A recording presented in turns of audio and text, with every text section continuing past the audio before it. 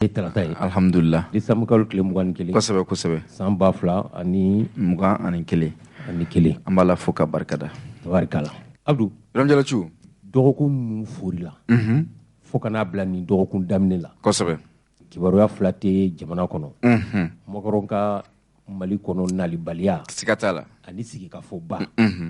n'o fila bɔra la kunnafoni dɔwɛrɛ minnu bɛna olu ye misɛmaninw ye kosɛbɛ nka bɛɛ tɔnsi wulilen don fɛn min na cɛ ni muso maakɔrɔba ni denmisɛn o ye Macron tun kan ka na Mali la an yɛrɛ an ye maaw ɲininka an ka kununko dɔnkibaru kɔnɔna la mun y'a bali ka na ɲininkali gɛlɛn ani sigikafɔ o bɛ taa fori nin kalo in tile 27 la ka taa bila tile 30 la u b'a kuncɛ pewu sigikafɔ hali an b'a a kɔnɔ ka d'a ka jamana den bɛɛ lajɛlen ka haminanko de don jurunako don hakilila sɛbɛnfura dɔ bɛ bolo sigikafɔ don an ka togoda dɔw la ani an ka duguba dɔw olu fana y'u ta kɛ Abdou an ka lasigiden so n'o y'a ka ambasadu ye an ka kɔnsilaw jamana tɔgɔ la nin bɛɛ lajɛlen y'a ka sigikafɔ kɛ i b'a dɔw de la k'a fɔ ko nin tun bɛ jamanadenw ni kan u b'a fɛ ka kuma yɔrɔ t'u bolo jamanako la n'a fɔra jamanako ka kɛ maa damadamanin de ka kuma jamana ka taa fɔ dɔrɔn conseil salle de conseil des ministres kɔnɔ nka ninnu y'a walakati Asimu ni Sogɛl ani gouvernement maa tɔw ka kuma di jama ma o de y'a kɛ cogo ye tiɲɛ tɛ siga t'a la bɛɛ k'i ta fɔ kɛnɛya ko lakana ko kalanko fɛn o fɛn n'o de kɛlen bɛ ka jamana kɔnɔdenw degun siga t'a la bɛɛ y'i ka kuma fɔ fitinaw tun kɛra waati dɔw la i b'a dɔn n'i ko n'an ka sigi bawo ko n'an ka kɛlɛ o ye tiɲɛ nka Asimu ka kuma kɔnɔ a ko waati dɔw bɛ se ka na aw bɛ fitina o ye tiɲɛ nka a y'aw miiri aw kalannen don diplôme baw de b'aw bolo aw ye maa hakili juru calen ye n b'aw deli jamana ko de don maa ko tɛ n'aw dimina a ye segin aw kɔ o ye tiɲɛ tiɲɛ tɛ o ye tiɲɛ sigikafɔ ka gafe dɔ bɛ bolo siga t'a la yɔrɔ jumɛn ni yɔrɔ jumɛn Iram Jalochu Joila cercle kɔnɔna la olu ka sigikafɔ a baaraw kɔni kɛla i n'a fɔ i y'a datigɛ cogo min na araba tɛmɛlen sigikafɔ daminɛ n'an ka marabolo kɔnɔna la commune ni cercle la a kun cɛra alamisa Joilakaw olu bɛnna min kan o ko min ye kalafili kɔɲɔw ye jɛkulu ka sigi min ye jɛkulu kɛrɛnkɛrɛnnen min bɛna kalafili kɔɲɔw labɛn o kɛra u ka laɲini fanba dɔ ye ale ni min y'an ka parti politique ye k'a ka ca kojugu olu b'a fɛ caman ka se ka bɔ a la parti politique a bɛrɛ ka bɛn ale ni nafolo min bɛ bɔ jamana waganiba kɔnɔ ka di parti politique ma ko o ko ka lajɛ caman fana ka bɔ o la o ma lajɔ de colonel Ablaye Mayiga administration territoriale ale ko dɔrɔmɛ tɛ bɔ wagane kɔnɔ tabarikala Iram Jalochu camancɛ fanga janya ko san 3 Joilakaw ko san 3 de ka fara kan min ye sigikafɔ baaraw ye sigikafɔ dɔ ka labɛn kalanko kama sigikafɔ dɔ ka labɛn kɛnɛyako kama wa sigikafɔ dɔ fana ka kɛ min bɛ kɛ sababu ye an ka jamana kɔnɔna la min ye jamana kɔnɔdenw bɛ maa minnu choisi i n'a fɔ maires ani députés olu ka ko ko k'a ta k'o sɛgɛsɛgɛ ka ɲɛ kosɛbɛ dɛ ka sababu kɛ ni maa min kɛra maire ye o b'a sago de kɛ ni maa min kɛra député ye o b'a sago kɛ jamana. Abdou député yɛrɛ ta ni ne élu la sisan nin parti tɔgɔ la n'an taara assemblée la ni ani parti kɔnɔdenw dɔw furula ɲɔgɔn kɔrɔ dɔrɔn a bɛ bɔ a bɛ taa don parti wɛrɛ la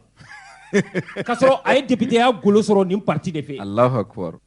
Iram Jalochu a ye députéya a y'o briefing sɔrɔ parti mun fɛ a b'o janfa n'u donna assemblée nationale la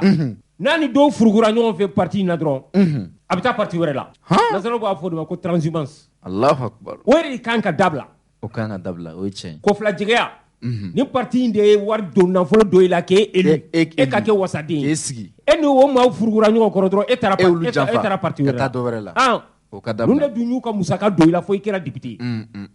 n'u m'o lajɛ a ma ɲi dɛ o ye tiɲɛ u ko lajɛ kabi jɛmu fanga sigira nin de bɛ sen na o ye tiɲɛ i b'a ye député 2-3 u bɛ bɔ parti dɔ la u bɛ taa parti dɔ la e b'a ye docteur Omar Marko yɛrɛ sɛgɛnna ko la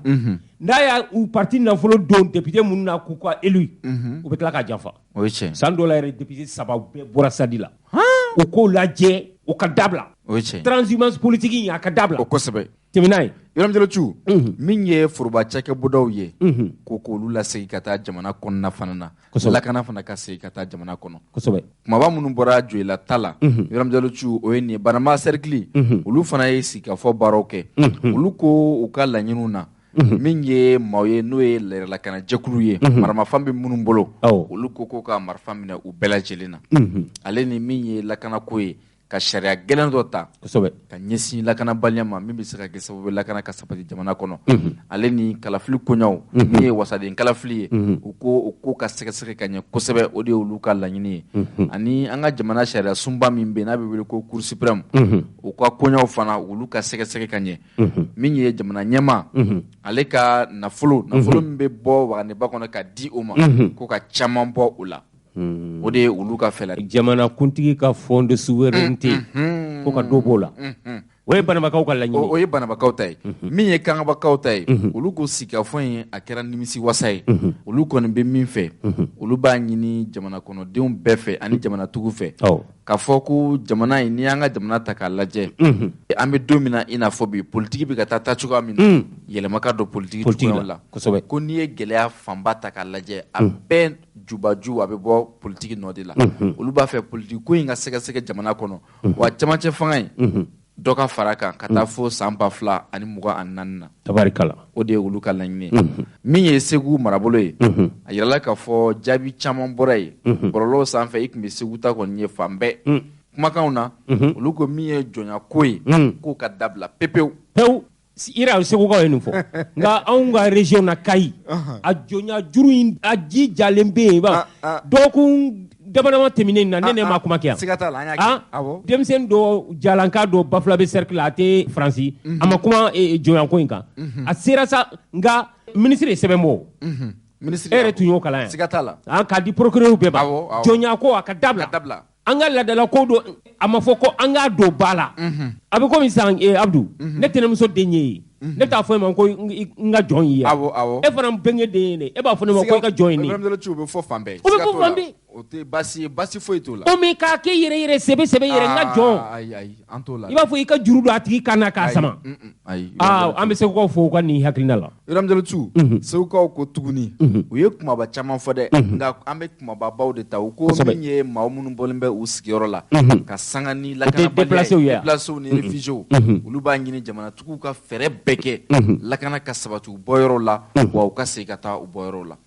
ale ni min ye Mali ani communauté internationale n'o ye diɲɛ setigi jamanaw ye ani diɲɛ setigi faraɲɔgɔnkan kulu olu b'a fɛ Mali jamanaw u n'olu ka se ka ɲɔgɔn faamuya furukufuruku ni fɛn minnu b'u ka se ka dabila ka sababu kɛ an bɛ don min na bi diɲɛ bɛ lahala min na an tɛ taa ka ɲɔgɔn to dɛ min ye bila cercle ye olu ka sigi ka fɔ la olu fana ye u da don min ye foroba cakɛbɔdaw olu ka se ka lasabati jamana fantan naani bɛɛ lajɛlen kɔnɔ o de ye olu ka laɲini fanba ye ale ni u y'a ɲini ko kalo 18 k'o de ka fara tamacɛ fanga kan u ko min ye kalafili kɔɲɔw ye an k'an jija kalafili ka se ka kɛ basigi kɔnɔ wa min ye kalafili sɛbɛnfuraw fana ye olu ka se ka sɛgɛsɛgɛ ka ɲɛ min ye kalanko fana ye foroba kalanso u y'a fɔ ka gɛlɛya dɛ u ko foroba kalanso olu b'a fɛ yɛlɛma ka don foroba kalanso baaraw la Ibrahima Jalo ni an ka foroba kalanso ta ka lajɛ bi Ibrahima Jalo a kɛra tigɛnancori ye dɛ ira dɔn madame le ministre ye taama dɔw boloda jamana faama n'o ye colonel Assimi a ma miliyari 5 bila ko ka école-sow ko k'u ɲɛ yɛlɛma ne kɔni hakili b'a la Musa Tana Seguli nalen kura ministre de l'éducation y'a la n'a ye école-sow changé wa fo ka taa fanga bin ɲinan y'a san 31 ye wala san 32 école-so tɔl ma changé peinture ma k'a la Musa Tan kɔni na ruralisation e yɛrɛ y'o kɛ yiriw turula i y'a faamu nka tɔl ninnu zone b'a bɛɛ la madame bɔra tuma min ka taa lancement kɛ Ɲarela école-so la ira dɔn a dɔgɔkun yɛrɛ kɔnɔ ne yɛrɛ taara Amdalaye groupe scolaire la Sori Jakite ne taara sɔrɔ sagaw bɛ ka mara kalasi dɔ kɔnɔ pigeons ni sɛw bɛ yɔrɔ dɔ la kolongalanw ni kolonw bɛ yɔrɔ dɔ la wari in kɔni dira nka madame yɛrɛ ka fɔ la école a ma se ka bɛɛ labɔ damadama de taara Bamakɔ k'olu dilan ka peinture bila dɔw kɔnɔ ka dɔw peinture ka ko ɲɛnamaw kɛ dɔw la nka dɔɔni o tɛ tɔtɔ ko la tiɲɛ tɛ Mali foroba école an ka tiɲɛ fɔ Abdou a tiɲɛna o ye tiɲɛ foroba kalanso kɔni tiɲɛna Ibrahima Jalo a tɛ se ka fɔ ka sa foroba kalanso tiɲɛna anw bɛ kalan kɛ foroba kalansow de la nka bibi public ayi maa si tɛ fɛ i den ka taa ye maa si t'a fɛ i den ka taa ye ni se tɛ e min ye i b'a kɛ cogo di har ni sete munu yan ku bɛ taa n'u denw ye har n'u bɛ juru de ta u bɛ taa n'a ye privé Imam Jalo Chu i b'a dɔn min ye public ye hali n'a sɔrɔ i den ye kalankɛla ye ka sanga ni grève ani kalan yɛrɛ cobo cabani ye a bɛ kɛ sababu la den yɛrɛ a bɛ fago kosɛbɛ a dɔw yɛrɛ bɛ kɛ Imam Jalo Chu ni tan ka segin bɛ kɛ kuma bɛɛ kalan tɛ kɛ dɔw yɛrɛ bɛ sira jugu ta o ye tiɲɛ i bɛ denmisɛnnin dɔw ye u bɛ bɔ u bɛ taa si walima u bɛ taa tile u kunfɛ a caman bɛ sɔrɔ nin de fɛ parce que kalan tɛ kɛ foroba kalanso contrôle tɛ yen tiɲɛ yɛrɛ la k'a fɔ an bɛna kalandenw contrôler jɔn nana jɔn ma na ni heure in na jɔn tun bɛ yen jɔn tun tɛ yen ni heure in na bi bi in na Ibrahima Jalo Chu o ka ca privé de kunna don heure bɔ heure masaw bɛɛ ka téléphone numéro bɛ yen ni karisa mana dɔrɔn weleli bɛ kɛ so an ma karisa yɛrɛ mun de b'a la bɛɛ sɛgɛsɛgɛlen don nka forobata i taara i b'i yɛrɛ ye i ma taa i b'i yɛrɛ ye u ye fɛn dɔw daminɛ i b'u to kalan na sisan maître bɛ ka kalan k'u kun dɔw b'a ka saki da kɛrɛ la ka taa ko ekɔliden dɔw ko maître b'a fɔ ko i b'i yɛrɛ ye ne kɔni bɛ n ka sara ta o ye ko ye o tɛ ko ye n ko école karamɔgɔ de kan ka ekɔliden ka a mara Ibrahima Jalo Chu adamaden n'i ma mara i kɛ man di fɛn ye o Abdou kabiri gosili yɛrɛ bɔra école la banna Alpha Omar non Alpha Omar ko n y'o de fɔ Alpha de école karamɔgɔ école karamɔgɔ tɔ école karamɔgɔ tɔ école karamɔgɔ den dugukolo tun ye école karamɔgɔ de siga t'a la Alpha yɛrɛ ye école karamɔgɔ ye Alpha muso yɛrɛ ka ye école so dɔ tɔgɔ dalen a la lycée dugukolo Konare Alpha de nana ni nouvelle école fondamentale ye ne ka Mali école so ka école ko ka tiɲɛ ka siga sen tabara kan Alpha de an ka armée fana tiɲɛ ka taa nɛgɛw feere mɔgɔw ma ko guerre tɛ kɛ tuguni a ye ɲuman dɔ kɛ tiɲɛ dɔn a ye ɲuman caman kɛ nka ni ye min kɛ n'a ma ɲɛ o bɛ fɔ dɛ k'an ka armement k'olu tigɛ k'u jeni k'u fili ka tila ka école ko k'a tereke i école karamɔgɔ tɔ a kɔni ye ɲuman dɔw kɛ ka d'a ka maison du âge ala ni Alpha nka a ye basima ko kɛ dɛ dugu min na ni dugudenw ma kalan o dugu tɛ dugu ye dɛ hali tubabu ka ɲɛnama k'a fɔ anw ka terminaliste minnu bɛ terminal la minnu bɛ université yɛrɛ la minnu bɛ université la ma deli k'a fɔ yan ko cɛkɔrɔba balimamuso den i bɛ ka balimamuso den ko tonton ko un moto Ibrahima Jalo Chu ala ka hakili ɲuman d'a ma Ibrahima Jalo Chu min ye Guna marabolo ye olu fana ka kɔrɔfɔw la u ko an bɛ don min na i n'a fɔ bi olu b'a fɛ min ye kɛlɛkɛdagaw ye u ka caya jamana kɔnɔ wa min ye kɛlɛkɛcɛw fana ye u ka o caman caya ka ta ka caya kosɛbɛ o de bɛ se ka kɛ sababu ye ko lakana bɛ kosɛbɛ n'u b'o kɛ Gundamukaw ka nin ne bɛ a sɛmɛntiya n'u bɛ cɛ ta kɛ a ka kɛ mɔgɔ kɛnɛw ye kosɛbɛ nanbara kana k'a la wari di kana k'a la sɔrɔsiya t'o ye sɔrɔsiya i ka kɛnɛ i ka jan i ka bon i ka kɛnɛ i farikolo la siga t'a la i bɛ taa 50,000 ni 60,000 ko o ka bɔ a la an kɔni b'a dɔn cɛmancɛ fanga in na o t'a la nka fanga dɔw tɛmɛna n'i ma 50,000 di i tɛ taa gendarmerie la n'i ma 60,000 di i tɛ taa garde nationale la n'i ma 100,000 di i tɛ taa polisi la jamana bɛ se ka to tan n'an ma wari di an tɛ taa ka taa jamana la kana fo wari de ka di banabagatɔ bɛ se ka wari di o bɛ taa ka sɔrɔ a man kɛnɛ formation na yɛrɛ a dɔw bɛ sa ala ka hakili ɲuman d'a ma Ibrahima Jalo Chu min ye Koro marabolo ye olu ka sigi ka fɔ baaraw la Ibrahima Jalo Chu min kɛlen bɛ sababu ye da bɛ Koro marabolo ma o ye sunɔgɔ t'o ye n'o ye lakanabaliya ye u ma deli ka commissariat ka kisɛ kɛ ka commissariat bɛ kɛ nin ten i hakili b'a la o kɛra a cayalenba ye kalo kelen Ibrahima Jalo Chu olu ko min ye lakana ye adamadenw n'u bolokɔnɔfɛnw u ka u jija u ka se ka lasabati wa min ye olu ka Koro bɔndo ka se Jungani ani Jinanguru ni Yoro ma ko o sira in u ka u jija cogo bɛɛ lajɛlen na ka sira in dilan Ibrahima Jalo Chu parce que a fɔra sigi ka fɔ la min b'i fɛ e hakilina ye min ye i b'o de fɔ dɛ dun ka fɔ a ka se ka sabati sumanko la u y'u da don o fana na ale ni maa minnu bɛ yen ni olu ye école maîtrise kalan kɛ ni u bɔra dɔrɔn ko ka u ta foroba cakɛbɔdaw baaraw la minnu bɛ bɔ IFM ninnu na Koro marabolo maaw ko olu bɛ o de ɲini ka ɲɛsin jamanatigiw ma min ye Kajole ye n'o ye Sikaso marabolo sigida dɔ ye olu ka sigikafɔ baaraw la u ko an bɛ don min na i n'a fɔ bi olu b'a fɛ jamana ka fɔ jamana ka to ten ka bila bajanbilaya la u ka se ka dabila min ye foroba cakɛbɔdaw fana ye olu b'a ɲini jamanatigiw fɛ u ka se ka hakili t'u la k'u dɛmɛ u ka baaraw kɛcogoya ɲuman na olu bɛ min ɲini fana min y'an ka lakana tigilamaw ye fɛn fɛn bɛ se ka kɛ sababu ye lakana tigilamaw ka baara ka se ka kɛ k'a kolo gɛlɛya u ka se ka jamana kɔnɔdenw n'u bolokɔnɔfɛnw kisi olu b'a ɲini jamanatigiw fɛ u ka u jija k'o di finitigilakaw ma u ka baaraw ka nɔgɔya u bolo Kajolo kɔfɛ min ye Kayi fana ye olu fana ka sigi ka fɔ kɛra Kayi marabolo min bɛ tali kɛ Bafula bɛ yen Sajola Kiniba awru kifa olu fana bɛɛ ka sigi fo ka se yelimani ma olu bɛɛ u da don an ba fila bɛ kaw an ka mɔgɔw da kan ka se ko dɔ ma an ka pɔn Ibrahima Diallo Djigo sira ko b'a la sira ko b'a la sira minnu bɛ yen n'u ma ɲi u k'u jija ka se ka sira ninnu labɛn nka olu fana da magara parti politique ka ko la dɛ u ko parti politique sariya min bɛ kɛ sababu ye k'u sigi o sɛbɛnfura in u k'a sɛgɛsɛgɛ ka ɲɛ sariya kana di bɛɛ ma bɛɛ ka parti politique créer dɛ Ibrahima Diallo Djigo parti politique dɔw bɛ yen a bɛɛ faralen ɲɔgɔn kan mɔgɔ kelen mɔgɔ fila n bɛ k'o de f'i ɲɛna ne y'o fɔ e ɲɛna ko parti politique dɔw bɛ yen n'u kulela u ka salon kɔnɔ hali u nimɔgɔmuso t'u laminɛ mɔgɔ de bɛ voté yan parti 219 a bɛ 30 bɔ bi a bɛ 230 Allahu akbar parti de don wa Kayikaw u y'o hakilina min fɔ Ibrahima Diallo Djigo ne yɛrɛ bɛ na hakilina in fɛ nka olu ko ka parti politique Ibrahima Diallo Djigo k'a bɛɛ dɔgɔya ka na a dan 5 ma banna Ibrahima Diallo Djigo o ma nɔgɔ dɛ ayi Abdou 230 kɔ Abdou n bɛna fɛn dɔ f'i ɲɛna i b'a dɔn Mali tiɲɛli sababu bɔra don min parti politique cayalen 26 mars sɔgɔma 26 mars 91 sɔgɔmada fɛ Ala y'a kɛ maa dɔw tun fagara anw taara morgue la Ala ka hinɛ Musa Tarawele la Musa Tarawele ni mɔgɔ cɛ u taara n'o su ye morgue la anw taara ka taa o lajɛ an bɔra yen ka na bourse du travail la Surasiw ko CTSP mɔgɔw maa 25 civil mɔgɔ 15 Surasi mɔgɔ 10 ATT n'a ka jama CTSP k'u k'a fɔ mouvement démocratique mɔgɔw ye bourse du travail la ko ka t'u sɔrɔ maison du peuple la Ala ka hinɛ professeur Malamine na ale de y'i to jɔlen balcon sanfɛ UNTM ka yɔrɔ bourse du travail la k'o tɛ kɛ ko k'a fɔ Surasiw ye k'u ka na fanga fɛgɛyalen de don k'u ka taa u sɔrɔ yen k'u tɛ taa k'u ATT ninnu ka na bourse du travail la donc u nana bourse du travail la communiquéw kalanna aw ka an ka ministre muso ye Dedew cɛ ale de ye communiqué numéro 1 ninnu kalan fo ka n'a bila numéro 5 la n hakili la colonel Bebel san'a ka kɛ général ye Sulemani Sidibe n'u b'a fɔ a ma ko Bebel ko multipartisme intégral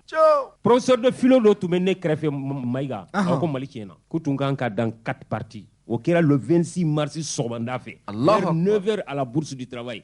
ko multipartisme intégral ko bɛɛ bɛ se ka parti créer mɔgɔ ko bɛɛ bɛ se ka parti créer Mayiga ko ne ma ko Mali tiɲɛna kabiri 26 mars sɔgɔma o wallahi a kɛra ten parti ye joli sisan 230 ari ni mun kɛra ministre n'o bɔra ministre la jamana nafolo suyalen b'o bolo o ye parti créer parti dɔ créer a ma ban wa o parti n'a y'a créer fana ni a fɔra ko ka mɔgɔ di ale yɛrɛ de bɛ na mɔgɔ de bɛ yen mɔgɔ tɛ yen ale yɛrɛ de b'a tɔgɔ di ale de bɛ taa a ka CV di Allahu akbar Abdou Ala ka hakili ɲuman d'a Ibrahima Diallo Djigo sigikafɔ ninnu na a kɛra an ka jamana cercle bɛɛ la an b'a jigiya k'a fɔ cerclew ye laɲini minnu kɛ laɲini fanba ninnu n'i y'u ta k'u lajɛ a bɛɛ ye jamana kɔnɔdenw kasikun de ye nka min ka gɛlɛ bi o ye lakanabaliya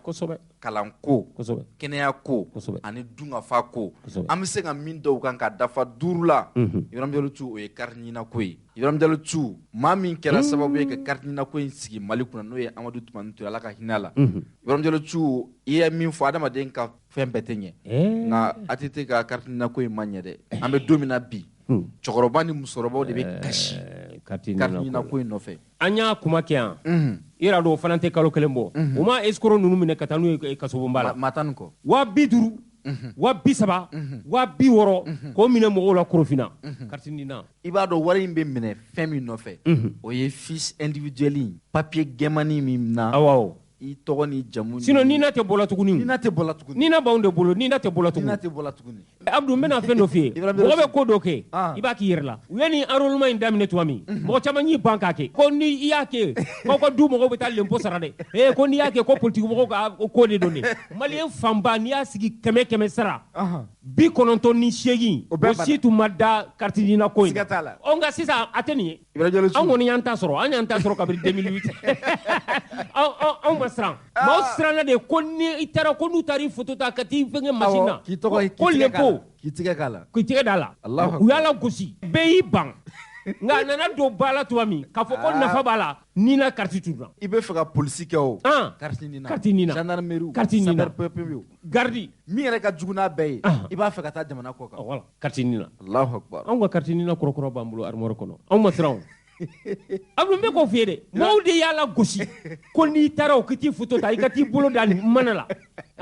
ko i bɛ lempo sara u y'a kuma caya Bamakɔ ne ko n k'aw y'aw sigi anw taara an ta kɛ an ka carte b'an bolo fiche t'anw bolo dɛ carte ni na kɔrɔkɔrɔ de bɛ anw bolo siga t'a la Yɔrɔmujɔlɔcu comme a bɛ ten sa comme an ta b'an bolo an b'a fɔ jamanatigiw ye u ka sabali u ka wuli k'u jɔ premier ministre k'i jɔ a yɛrɛ y'a kuma fɔ siga t'a la a y'a kuma fɔ k'u bɛna fɛɛrɛ dɔ ɲini min kɛ sababu ye jamana kɔnɔdenw ka se k'a sɔrɔ nɔgɔya la donc u ka o fɛɛrɛ ninnu labɛn k'a fɔ ko a bɛɛ bɛ kɛ yɔrɔ kelen Korofina dɔrɔn Mali bɛɛ ta bɛna kɛ yɔrɔ kelen na u ka dabila subahana mansinw bɛ yen n ko de nana ni falsification ninnu ni suyaliw ni fɛnw mɔgɔ 10 n m'a dɔn mɔgɔ 13 mɔgɔ 10 tɛ nin ye kaso la olu de tun bɛ taa mɔgɔw la jɔ cɛkɔrɔbaw bɛ taa kabiri ni fajiri jiginna dɔw tɛ hali daraka dun mɔgɔ sɛgɛnna Korofina koyi k'a kɛ yɔrɔ kelen Abdou jamana in e ma visite technique ye yan mobili visite technique yɔrɔ kelen an ye fɛn o fɛn ye maaw la ni a nana Mali kɔnɔ yan degun bɛ k'a la visite technique yɔrɔ kelen dɔw bɛ taa kabiri 4h30 dɔw bɛ taa 5h30 dɔw bɛ taa 6h n'i bɛ taa visite technique kɛ i ka mobili la i bɛ baara bɛɛ de bila journée perdue 20 millions d'habitants Mali visite technique mɔgɔ yɔrɔ kelen ni kɔni bɛ t'i ka mobili visite technique la i bɛ jɛ journée kɔ dɛ un grand pays comme le Mali maa million 20 b'o f'i ye dɛ Ibrahim Jalocho o tɛ kunnafoni ɲuman ye jamana na dɛ yarɔ n'an ma nin fɔ maaw ka nin mɛn k'a dɔn visite technique yɔrɔ kelen non nin ye kumasuru ye yarɔ nin ye kumasuru ye jamana ma 21e siècle la bi subahana mansin bɛ fan bɛɛ nɔgɔyara n'a fɔra an bɛ wala u tun ka kelen kɛ ba kɔfɛ ka kelen kɛ yan ka kelen kɛ commune 1 na ka kelen kɛ commune 4 la mais kelen ni fajiri jiginna n'i ma wuli ni alimami ma wuli ɲɔgɔn fɛ i ka mobili a tɛ visiter wa yen fana n'i sera yen i b'a fɔ ko siratutigɛ de don wa i ka taa ni wari ye dɛ Allahu Akbar e ma jamana ye Mali kura in na f'an ka nin bɛɛ de ko k'a jɛ refondation nin bɛɛ de don nin bɛɛ kan ka yɛlɛma ka don a la jamana kɔnɔdenw ka se ka lafiya n'a fɔra i ye jamana kɔnɔden ye i ka papier jamana papier o sɔrɔli ka gɛlɛ e ma an ka carte d'identité compte ira o ye san 3 de ye san 3 hari norvégien bɛna Mali carte d'identité ta anw de ka pièce bɛ komi marabagatiga Afrique kɔnɔ an ka passeport an ka carte d'identité a bɛ mɔgɔw bolo hari ni na in fichier bɛ anglais dɔw bolo u b'a fɔ k'u bɔra Mali la yan de hali u tɛ se bamanankan na jamana la bilala a kɛra wo ye laissez aller Abdou ala ka hakili ɲuman d'a ma ko aw kana tiɲɛ fɔ jamanatigi ye n'aw ma na nafa tɛ nkalon na tun n'aw ma na ne k'aw kana ka tiɲɛ fɔ malidenw ye n k'aw kana ko k'aw kana tiɲɛ k'a fɔ jamanadenw ye n'an ma na ko aw kana tiɲɛ fɔ jamanatigi ye n'aw ma na n'aw ma na nafa tɛ nkalon na tun n'aw ma na Abdou Ibrahim Jalocho Mali fɛn min bɛ an kun kan an b'a ta ni Ala ye nka ni Ala sɔnna inchallah Mali bɛ bɔ dɛ Mali bɛ diya Buye m'a fɔ ɲɔrɔ ko Mali bɛ diya Sirifukɛ y'a fɔ et Seku Lasana Kane m'a fɔ ko Mali bɛ diya k'an k'an sigi ko Mali bɛ diya ko Mali bɛ diya siga t'a la Ala ni olu yɛrɛ barika Mali bɛ diya siga t'a la tiɲɛ tɛ a fɔra ko nin dɔgɔkun daminɛna ko Goodluck Jonathan k'a bɛ sira la ko ka na Abdou a laban na aw bɛ so d'a ma yan an ka denfa aw ka denfa siga t'a la cɛmancɛ f'an ka denfa pugula t'ale de kun la siga t'a la k'a k'an kana an hakili la araba siga t'a la inchallah k'a bɛ na kuma ɲɔgɔnya la tuguni an bɛ Alahu Taala deli Ala ka don n'a ɲuman ye amin ka sigi ka fɔ ka dusukun kɔ u bɛn ɲɔgɔn ma tiɲɛ tɛ siga t'a la ka dusukun bɛn ɲɔgɔn ma Mali kuma min bɛ fɔ n'o y'an faso ye mɔgɔ y'a bɔ Ala k'a bɔ mɔgɔ m'a bɔ Ala k'a bɔ Ala k'u bɛn kan kelen ma nin waati in na Abdou an ka arme belebeleba bɛ se ka kɛ mun ye o dun ye silamɛ ta de ye o ye duwawu de ye o ye tiɲɛ bɛɛ lajɛlen ka duwawu kɛ faso Mali ye siga foyi t'a la yɔrɔ wɛrɛ tɛ anw bolo Mali kɔ national wɛrɛ t'anw bolo ni Mali tɛ siga t'a la a bilenna o anw bɛ yan a sumayara o anw bɛ yan anw bɛ taa min o tuma an bɛ duwawu de kɛ k'an ŋaniyaw kɛ kelen ye Ala ka jamana sabati Ala ka jamana sabati Ala ka jamana sabati Abdou a fɔra ko janvier ko gɛrɛnde dɔ bɛ taa ko ka siri Mali la tuguni ko ni an ma taa kalafiliw la n'an ma taa kalafiliw la kalafili koɲɛw sɛbɛnfuraw cogo di u t'u jɔ an ka nilakili ayiwa gɛrɛntɛ kuma min bɛ ka fɔ a kan ka kɛ nafolo ko o sira de kan i b'a dɔn an ka jamana CEDEAO jamana ninnu u kalalen don ɲɔgɔn na de a nafolow u tɛmɛsiraw bɛɛ ye kelen BCEAO tɛ awɔ ayiwa n'u b'a fɛ ka gɛrɛntɛ siri min ye jamana ɲɛmaa ye colonel Assimi Goïta a fana y'a kan di ko sani janvier kalo tile 31 cɛ k'a bɛ ɲɛfɔli kɛ ɲɛmaa ni CEDEAO ye an ka kalafili koɲɔw la an b'a jigiya ka fɔ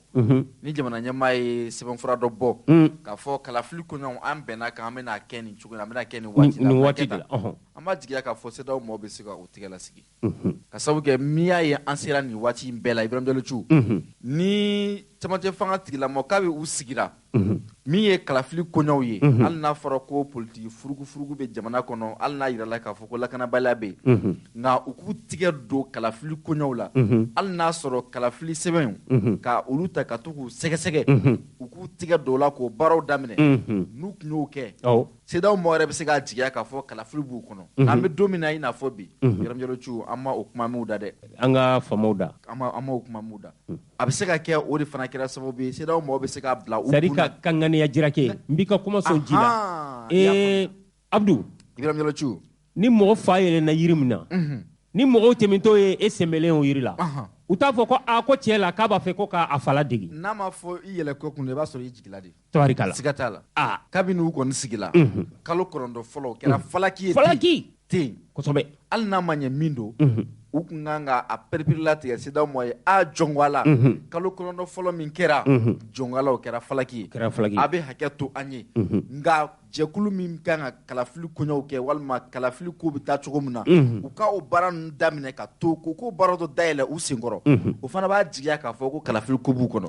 nka e tɛ fɛn fɔ o la e sigilen don Ibrahim Diallo Thiou an fana b'a miiri k'a fɔ kalafili ko t'aw kɔnɔ ka sabu kɛ fanga ka di dɛ Ibrahim Diallo Thiou kosɛbɛ kuluba Ibrahim Diallo Thiou dɔ y'a fɔ n ye wa ko fɛn fɛn i b'a fɔ duguma yan n'i yɛlɛla kuluba Ibrahim Diallo Thiou i da bɛ yɛlɛma dɛ i da bɛ yɛlɛma dɛ nafolo de bɛ yen adamaden dun ka lajarabi fanba ye nafolo ani muso a banna n'i sera ka kisi o ma ala ye fɛnba k'i ye dɛ ani fanga komi fanga yɛrɛ ni nafolo ni a bɛɛ bɛ ɲɔgɔn na n'u sera ka waati perepere tigɛ ka kalafili ko daminɛ maa minnu fatura olu tɔgɔ ka bɔ sɛbɛnfura la maa minnu si sera san 18 n'olu kan ka kalafili kɛ k'olu tɔgɔ don sɛbɛnfuraw la kalafili sɛbɛnw ani kalafili kariti ninnu ka to ka olu ko ninnu daminɛ an b'a jigiya k'a fɔ parce que olu Ibrahim Diallo Thiou o ko fana tɛ daminɛ kalo 1 kalo 2 dɔrɔn ko n'o kɛra ɲangili bere bɛ sunsuru a bɛ se ka sunsuru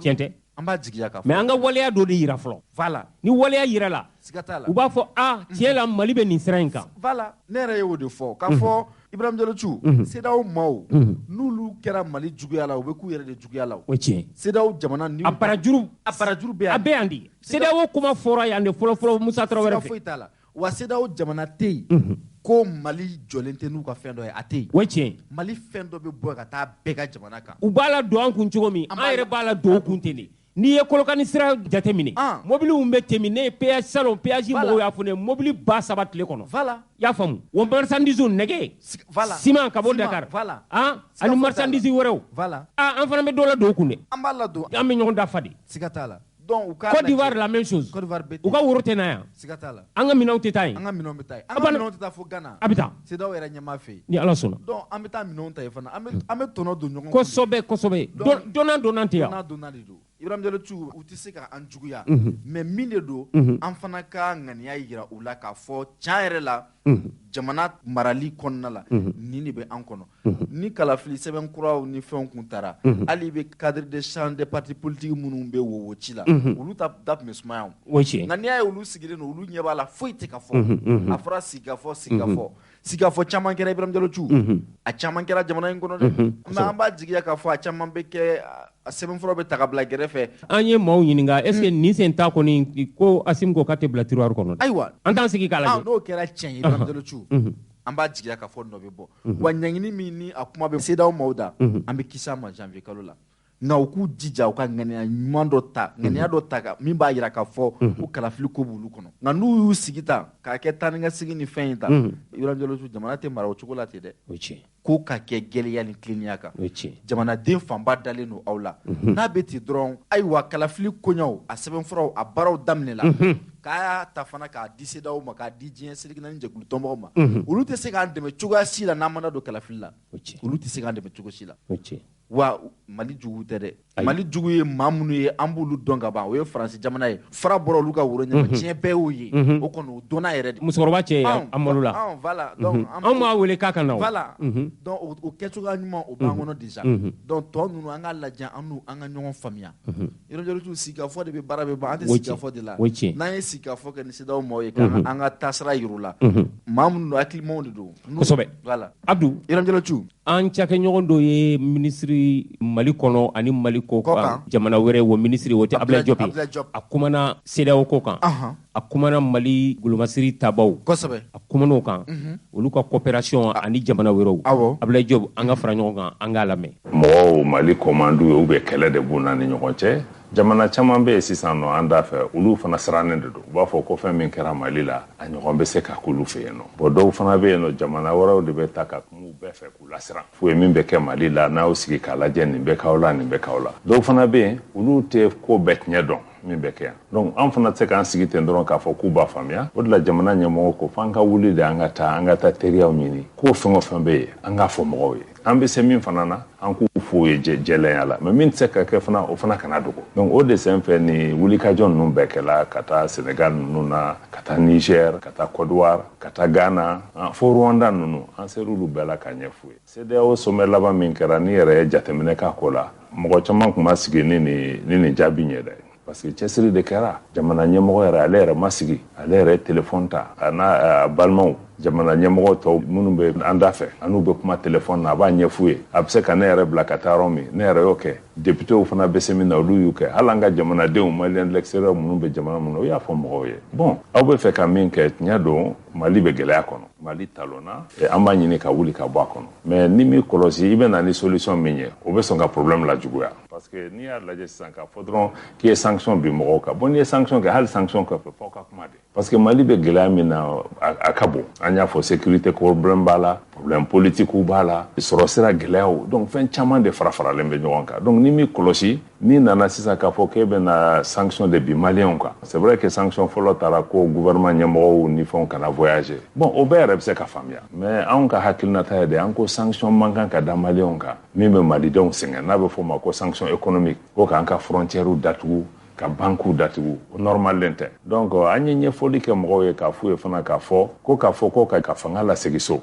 ka kalafili kɛ o kɔnɔ ko président ma ban o ma jamanadenw ma ban o ma mais an ko de sanni an ka se yen nɔ an ka jamana bɛ gɛlɛya min kɔnɔ an tɛ se ka wuli ten dɔrɔn k'a fɔ k'an taara élection kɛ parce que n'i ye hakili jagabɔ kɔ 2018 la crise min an binna a kɔnɔ fo nana ni fanga yɛlɛma ye a bɔra parce que élection de kɛra mɔgɔw ma diya n'a ye o de jaabi kɛra nin ye an ko donc n'an girinna ten dɔrɔn k'a fɔ aw ko aw ye délai min di a ka k'o la a bɛ se ka kɛ mais n'an y'a kɛ an bɛ tila ka bin a problème kelen kɔnɔ an ko bon san'an ka se jamana gɛlɛya ka bon tellement que crise min bɛ yen an ko fɔ k'a to maliyɛnw yɛrɛ ka sigi olu ka sigi ka fɔ kɛ u k'a lajɛ sɔrɔ sirako de don wa lakanani sira de don wa problème bɛn ni kelenya o problème ba minnu bɛ jamana kɔnɔ ka corruption wari suɲɛ ni fɛn ninnu k'olu kɛlɛ fo maliyɛnw de ka sigi ka fɔ kɛ u k'u hakili kɛ kelen ye u ka bɛn o kan n'u bɛnn'o kan u b'a lajɛ sisan nɔ transition tɔ bɛ taa bolo jumɛn fɛ pour que u ka bɛn o kan n'a bɛ fɔ ko assise nationale de la refondation dɔw de ko k'u tɛ se k'o kɔnɔ ko f'an ka na ni calendrier sisan an ko non hali n'an nana ni calendrier sisan a bɛ kɛ problème ye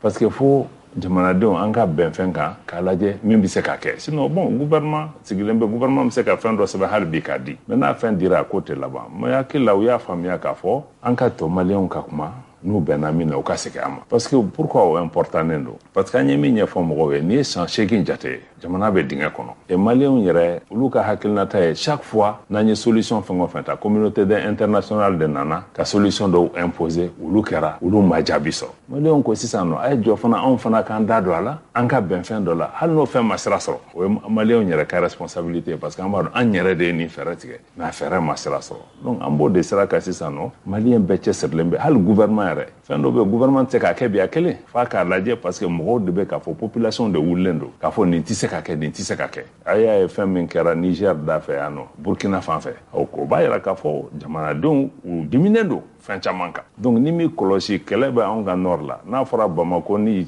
jamana fan wɛrɛw mɔgɔw wulila ka jigin olu kɔnɔ ko nin bɛ kɛ tan o t'an ka laɲini ye donc a y'a muɲu aw ka jɔ maliyɛnw ka kuma n'u kumana n'u nana n'an bɛnna min kan o de bɛ kɛ base ye sisan nɔ an bɛ taa CEDEAO fan fɛ k'a fɔ ko maliyɛnw kumana u bɛnna nin de kan transition tɔ bɛ taa nin bolo sira fɛ CEDEAO bɛ se k'a fɔ n sɔnna n ma sɔn mɛ an bɛ sigi k'a fɔ k'o kɔnɔ donc an b'o de sira kan sisan an hakili la faamuyali bɛ ka na dɔɔni mais a ko tɛ se ka kɛ ni force ye dɛ sanction fana o t'a solution ye. Kumana fɛn kan élection ko kan mais an b'a ye k'a fɔ problème wɛrɛw bɛ yen nɔ mɔgɔ wɛrɛw bɛ ka kuma o kan tel que Union européenne ka taa se fo Amérique lanfɛnw ma olu b'a k'a fɔ ko Wagner ko hali ni y'a sɔrɔ k'a fɔ i y'a ko jɛya bɛɛ k'a fɔ Wagner ko in filɛ nin a kɛ kun ye sababu ye cogo min na ka se ka Mali nege bɔ diɲɛ mɔgɔw la cogo min na u ka se k'u sago sɔrɔ Mali la mais i bɛ se ka mun de sɔrɔ bi k'a fɔ maliyɛnw ye Wagner ko in na cogo min na a bɛ se ka jɛya bɛɛ lajɛlen ye. Wagner ko ni i y'a dɔn gouvernement yɛrɛ anw yɛrɛ y'a mɛn journaux de kɔnɔ an y'a mɛn a daminɛ na an ko bon nin kɔni nin tɛ kuma sɛbɛ journal n'a fɔra aw yɛrɛ journaliste ye n'a fɔra aw bɛ fɛn o fɛn fɔ don o don f'anw kana an kali ka siɲɛ a la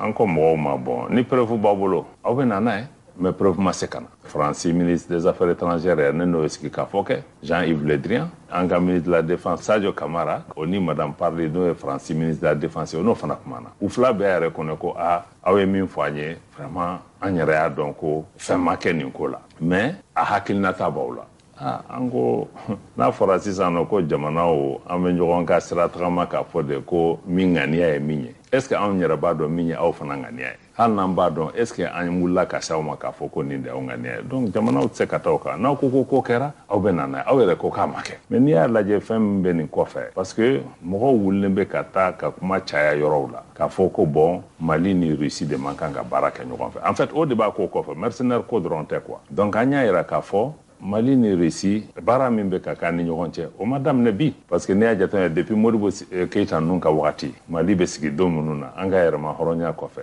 n'a bɛ fɔ min ma ko ex-Union soviétique olu de nana Mali dɛmɛ o y'a sɔrɔ mɔgɔ si tɛ o bɛɛ taara k'an bila l'école karamɔgɔ tɛ yen dɔgɔtɔrɔ tɛ yen fosi tɛ yen sɔrɔsi tɛ yen donc olu de y'an dɛmɛ ka se ka Mali kɛ a kɛra min ye bon o kɔfɛ Union soviétique binna Russie nana mais Russie fana ni Union soviétique tɛ kelen ye parce que Union soviétique tun bɛ se ka dɛmɛ minnu kɛ Russie fana tɛ se k'o kɛ o fanga tɛ Russie la mais Russiens bɛ baara kɛ parce que an mago bɛ kɛlɛkɛminɛnw dɔw la o kɛlɛkɛminɛnw b'olu bolo olu b'a di an ma u tɛ problème k'a la aw yɛrɛ y'a ye kɔsan na an ye avion dɔ san Airbus bolo o avion de hali kɛlɛkɛ avion tɛ a bɛ mɔgɔw de ta o avion sanna u y'o bloqué hali sini an yɛrɛ ma se k'a faamuya kumaw bɛ sen na u ko k'a ɲɛnabɔra nin kɛra depuis août an sigilen bɛ o ma na mais an ko an teri américains ni tubabu ninnu ma an ko mais n'a fɔra ko an ka jamana an bɛ guerre de la an ni terroristes de bɛ ɲɔgɔn na an ni terroristes minnu bɛ ɲɔgɔn na olu c'est des terroristes les plus violents minnu ka jugu ka fagali ka jugu ni diɲɛ terroriste bɛɛ ye Al-Qaïda b'o la État islamique b'o la aw hakili la an bɛ se k'olu kɛlɛ ni bere de ye wa pour que an ka se k'u kɛlɛ f'an ka kɛlɛkɛminɛnw de sɔrɔ mais n'anw ka kɛlɛkɛminɛn k'u lielen bɛ nin avion de la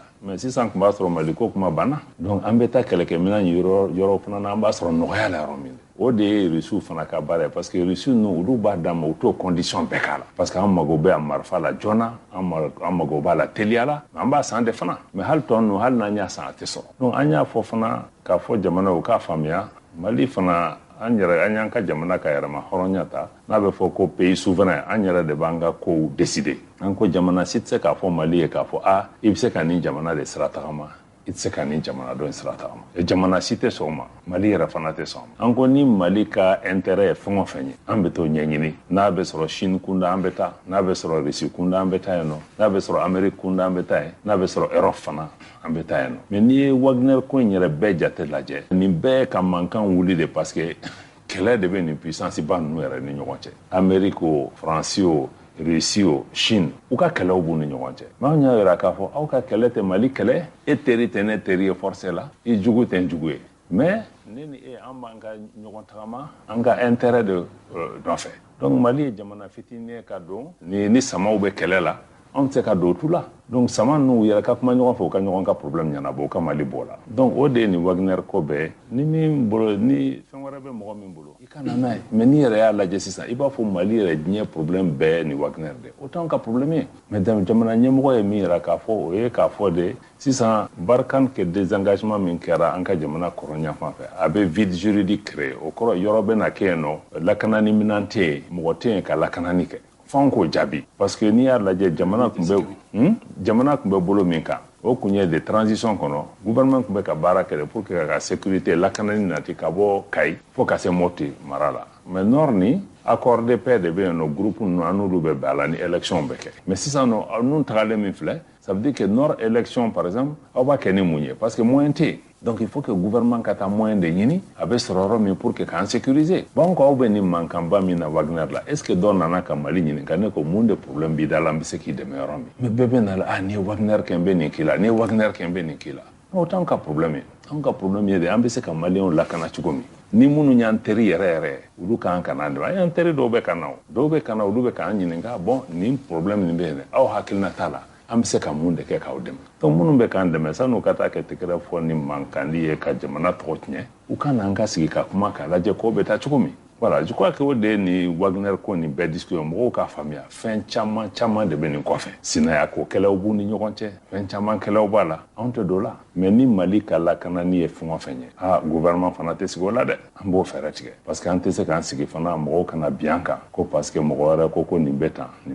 donc voilà au de vraiment gouvernement ka hakilna ni ko la kana nyine ka fo fana anya nyefo anya fo ka sigala Mali gouvernement ka politique te mercenaire ko Mali gouvernement an ka politique ye de ambe se ka lakana ni minaw ani labeni juman di anga sorasuma ulu yɛrɛ ka se ka jamana lakana donc n'an ka anga mɔgɔ dɛmɛ an b'an yɛrɛ ka mɔgɔ ninnu de dɛmɛ pour que ulu ka minan sɔrɔ ka se ka kɛlɛ kɛ parce que n'i y'a lajɛ a kɛra mercenaire ye o a kɛra Barkhane ye o a kɛra mɔgɔ ye comme an y'a ye Afghanistan jamana fɛn o fɛn n'i ka lakanani ta k'a kalifa mɔgɔ wɛrɛ de ma an lakanani ni fana ko nɔgɔn tɛ min bɛ Mali kunna a bɛ jamana caman de fana kan donc fan ni an ka jamana minnu b'an kɛrɛfɛ n'a bɛ fɔ ko coopération régionale a kɛra Algérie ye sa wa a kɛra Mauritanie ye a kɛra Niger ye G5 ni fɛn ninnu an n'olu bɛɛ kan ka se ka baara kɛ pour que k'a kɛ lakanani bɛ sabati cogo min donc hali olu yɛrɛ an mago bɛ se jamana tɔw ka dɛmɛ ma mais dɛmɛ fana f'a ka kɛ o hakilinata de kɔnɔ a ka kɛ ni jɛlɛnya ye parce que ni mɔgɔw bɛ kɛ ni dɛmɛ i tɛ se ka kɛ i bɛ Mali dɛmɛ i n'anw bolo bɛ ɲɔgɔn bolo i ni Mali juguw bolo bɛ ɲɔgɔn bolo o fana tɛ taa dɛ n'i bɛna dɛmɛ kɛ a bɛ kɛ jɛlɛnya ani tilennenya de kɔnɔ n'i bɛ fɛ ka kɛ Mali teri ye i bɛ maliyɛnw de bɛɛ de i teri ye mɔgɔ tɛ se k'a fɔ ko Mali dɔgɔnɔw de ye ne teri ye kɔrɔbɔrɔw de ye ne teri ye donc n'i ye Mali teri ye i bɛ kɛ Mali jamana den bɛɛ de teri donc anw ka hakilinata ye o de ye bi n'an teri minnu bɛ na an b'u juger o de fɛ Mali teri ye mɔgɔ minnu b'aw ka kɛlɛnya dɛmɛ mɔgɔ minnu b'a dɛmɛ aw ka se ka wuli aw yɛrɛ ye ni dɛmɛ min tɛ taa o sira fɛ fana ne hakili la an kan ka se ka courage sɔrɔ k'a fɔ o tigi ye bon i ka ŋaniya ka ɲi mais i bɛ se k'a to yen. D'accord, Fédération russe bɛnkan bɛ an n'u cɛ donc groupe Wagner ko kuma tɛ yen bɛnkan min b'an ni u cɛ o ye bɛnkan jumɛn ye o ye fɔlɔ ye ka tugu a la est-ce que population malienne bɛna bɛnkan ni est-ce que an bɛna dɔn bɛnkan modèle min de don wa bɛnkanw bɛ to ka kɛ an ka jamana kɔnɔ population tɛ bɔ a kalama alors bɛnkan modèle jumɛn de don an ni russiw cɛ et bɛnkan ni est-ce que population bɛna bɔ a kalama. bɛnkan b'an ni russiw cɛ ko dogolen tɛ o. Ibu hali ni e mago b'a sɛbɛn na i bɛna affaire étrangère la an b'a sɛbɛn d'i ma ko dogon tɛ traité accord caman de b'an ni Russie cɛ mais traité de défense dɔ signera an ni Russie cɛ nin y'a san 2 san 3 jate donc an ka coopération bɛ k'o de kɔnɔ ko dogolenw tɛ a fɛn fɛn o fɛn b'o kɔnɔ acquisition d'équipement b'a la armement kɛlɛkɛminɛnw olu bɛ d'an ma cogo min avion an bɛ fɛn minnu san olu bɛ san fɛ cogoya minnu na u bɛ assistance technique di parce que ni e ye avion san sisan e tɛ se ka wuli ten dɔrɔn k'i bɛ avion boli f'i ka mɔgɔw de bila pilote bila olu bɛ taa former et n'olu fana nana mɔgɔw de bɛ n'olu dɛmɛ avion bɛ la boli cogo min n'i ye marifa de san marifa bɛ utiliser cogo min o mɔgɔ ninnu de bɛ na f'olu k'aw dɛmɛ entraînement na combat aguerrissement ni fɛn ninnu bɛ kɛ cogo min donc baara bɛ kɛla o de kɔnɔ ko dogolen tɛ. donc a bɛnkan sugu man ka tɛmɛ assemblée fɛ a bɛnkan bɛɛ bɛ tɛmɛ assemblée fɛ parce que traité fɛn o fɛn bɛ yen nɔ parce que ne yɛrɛ ministre des affaires étrangères accord international fɛn o fɛn bɛ yen n'a bɛ toucher jamana ka souveraineté la f'a ka tɛmɛ ni assemblée a bɛ bɔ jamana ka journal officiel la donc ko dogolen accord secret a ko la. donc ça veut dire que nin bɛnkan fana an ye min kɛ ni Russie ye a fana tɛmɛna assemblée fɛ ka ban. absolument. d'accord donc o tɛmɛ Russie ka ministre des affaires étrangères kun ɲɔgɔn fɛ monsieur Lavrov a ye kuma ta a ye kuma dɔ fɔ o ma tɛmɛ an kan a ko ko monsieur Diop ministre des affaires étrangères du Mali k'a bɔra Mali la ka na Russie la yen nɔ ko i compte rendu k'a ye fɛn o fɛn kun tɛmɛ i ni Algériens cɛ k'i y'a compte rendu kɛ ko bɛnkan dɔ bi an ni Algérie cɛ ko i o fɔ a ye donc an bɛ fɛ ka dɔn o bɛnkan ye jumɛn. bon ne m'a dɔn ni n ye kuma faamuya dɛ mais ne m'o mɛn n m'a dɔn n'a kan bɛ an ye accord pour la paix et la réconciliation ni n'o de don oui an bɛ se k'o kuma fɔ mais k'a fɔ ko kɛlɛ sira fɛ an n'olu bɛnna ko an ni Algériens bɛnna k'an bɛ fɛn kɛ de non je crois qu'il bɛ se ka vidéo lamɛn. mɔgɔ minnu bɛ an ka mɔgɔw kalan marifa ci ni fɛnw na est-ce que u nana wa. o bɛ kɛ don o don président taale aéroport la ka taa avion ninnu kunbɛn e ma reçu ka sɔrɔsiw ya olu caman bɛ yan nɔ pour que k'an dɛmɛ marifa ninnu bɛ utiliser cogo min o tɛ ko dogolen o assistant technique de don olu bɛ yan mais o tɛ se k'o kɛ k'u to Moscou ni ne ye marifa kura san f'u ka n'an dɛmɛ marifa nin bɛ utiliser cogo min de mais o ma daminɛ bi américains ka assistant bɛ yan nɔ u bɛ ministère de la défense la u bɛ taa terrain kan union européenne taw bɛ yen nɔ olu bɛ yan nɔ donc le fait que k'a fɔ sa jamana fɛn o fɛn bolo mɔgɔw bɛ na u b'aw dɛmɛ k'a fɛn kɛ dɔw bɛ na yɛrɛ formation na cadre kɔnɔ donc mɔgɔ man kan ka o bɔ a ɲɔgɔn wɛrɛ kɛ fan wɛrɛ en tout cas fɛn o fɛn bɛ se ne m'a dɔn o ko que tu i ka assistance technique sɔrɔ pour que i ka se k'i ka minɛnw utiliser fan bɛɛ a bɛ kɛ donc u b'an degi mais u sen tɛ don kɛlɛ la u b'aw dɛmɛ u bɛ kɛlɛkow ɲɛfɔ aw ye moi détail bɛɛ tɛ ne bolo min armée ni fɛnw bɛ min kɛ an ka sɔrɔdasiw ni DIRPA bɛ se k'o détail di mais n bɛ se ka min confier k'a fɔ assistant technique bɛ na coopération cadre kɔnɔ k'an dɛmɛ kɛlɛkɛminɛn ninnu utiliser cogo la k'an dɛmɛ kɛlɛ fana bɛ se ka ta sira minnu fɛ et an ka mɔgɔw fana bɛ taa Russie u bɛ taa formation kɛ olu fana bɛ na i ka taa Europe ka t'olu bɔ bolo la même si an fana t'o fɔ an tɛ mɔgɔ kunnada kɛ n'a ye mais a kan ka to an hakili fana na k'a fɔ hali Faransi yɛrɛ dɔwɛrɛw de na n'olu fana Américains de fana na n'olu dɛmɛ u tun bɛ gɛlɛya la don min donc ko kura tɛ olu yɛrɛ ka tagali nin n'a fɔra ko u ka opération Barkhane nin o ka tagali n y'a ɲɛfɔ cogo min ka kuma na n ko Afghanistan Américains bɔra yen nɔ Français minnu fana bɛ yan olu fana ko k'olu bɛ taa a ko man kan ka bali mɔgɔ la mais a gɛlɛya nana yɔrɔ min a ko cunna de parce que nin fɛn ninnu n'a bɛ kɛ a bɛ labɛn de c'est vrai que san kelen ɲɔgɔn san na ko ka kɛ a kumaw tun bɛ sen na k'a fɔ k'a ko bɛ na mais k'a fɔ ko a fɔra ko a bɛ kɛ nin don masina o tun ma fɔ mais événement ninnu kɔfɛ de an y'a ye u girinna k'a teliya k'a fɔ dɔrɔn k'olu bɛ taa n'i ye jamana lajɛ ni jamana fɛn o fɛn na n'i dɛmɛ don dɔ la u bɛ taa o tɛ problème ye mais a ko tɛ se ka kɛ giribi de parce que hali e ka so ni gardien b'i ka da la n'i bɛ fɛ k'u falen f'i k'a lajɛ de jɔn bɛ taa jɔn bɛ na n b'a dilan cogo di ni n bɛ sɔrɔdasi ninnu bila est ce que n bɛ société gardien la donc labɛnw de bɛ k'a la surtout que n'a bɛ kɛ yɔrɔ la terroristes de b'a yɔrɔ la yɔrɔ gɛlɛmanw de don a ko lakanani ka gɛlɛn donc i tɛ wuli tɛ dɔrɔn tilegan fɛ k'a fɔ dɔrɔn ne y'a décidé n bɛ taa an k'u ma donc f'a ka kɛ de façon responsable aw ni anw ka sigi de ka kuma parce que olu nana accord de bɛ anw n'olu cɛ en matière de défense donc accord de défense ni o de kuma kan ka fɔ o de kɔnɔ k'a fɔ bon an bɛ fɛ ka taa nin don masina nin ye anw bɛ fɛɛrɛ minnu latigɛ chéri ya macaroni ka di dɛ ni macaroni lakika ye pastaroma ye alikamamugu gɛrɛgɛrɛ ye min bɛ dilan an yɛrɛ fɛ Mali la yan Kapal SA fɛ macaroni pastaroma a ye ɲɛna cɛ ka ɲi wa a dundala ka di pastaroma a sugu ka ca yaasa bɛɛ ka ni dingɛ sugandi escargot fusilli spaghetti vermicelle ani bayani a bɛ sɔrɔ butikiw alimentation supermarché sugu Mali fan bɛɛ n'aw mago b'a caman san ta la aw ka se goloni na u jabala bala wala a bɛ weleli kɛ 20 21 65 30 20 21 65 30 Pastaroma a nandan ka di a nama kɛrɛfɛ tɛ awɔ pastaroma nantan ka di a nama kɛrɛfɛ tɛ ne ko ka na ka tiɲɛ fɔ malidenw ye n ko ka na ko k'aw ka na tiɲɛ k'a fɔ jamanadenw ye n'an ma na ko aw ka na tiɲɛ fɔ jamanatigi ye n'aw ma na n'aw ma na nafa tɛ nkalon na tun n'aw ma na ne ko ka na ka tiɲɛ fɔ malidenw ye n ko ka na ko k'aw ka na tiɲɛ k'a fɔ jamanadenw ye n'an ma na ko aw kana tiɲɛ fɔ jamanatigi ye n'aw ma na n'aw ma na nafa tɛ nkalon na tun n'aw ma na Abdou Ouattara Ibrahima Diallo diɲɛ kɔnɔ n'i ma sa kuna hadamaden ko bɛ jurubi la siga t'a la fɛn min ye Isa Kaw Jimi lajarabi mun y'a sɔrɔ awɔ n'a taara kaso la maa camanba jɛkulu camanba de wulila bɛrɛbɛrɛtɔnw caman b'o la siga t'a la ka a juguruma don k'a dɛmɛ dɔw taara fɔ kasobon na ka taa a lajɛ nka a fana bɔra u b'a fɔ ko bonya bɛ mande bonyamasegin bɛ mande o fɔra siga t'o la a fana y'a ka taama bere ta maa bɛ i teriw dɔn n'i bɛ degun de la o ye tiɲɛ minnu taara lajɛ minnu y'a ka ko jɔrɔ k'a hami minnu taara kibaru carisow la ka taa ka kuma fɔ yaasa a ka se ka bila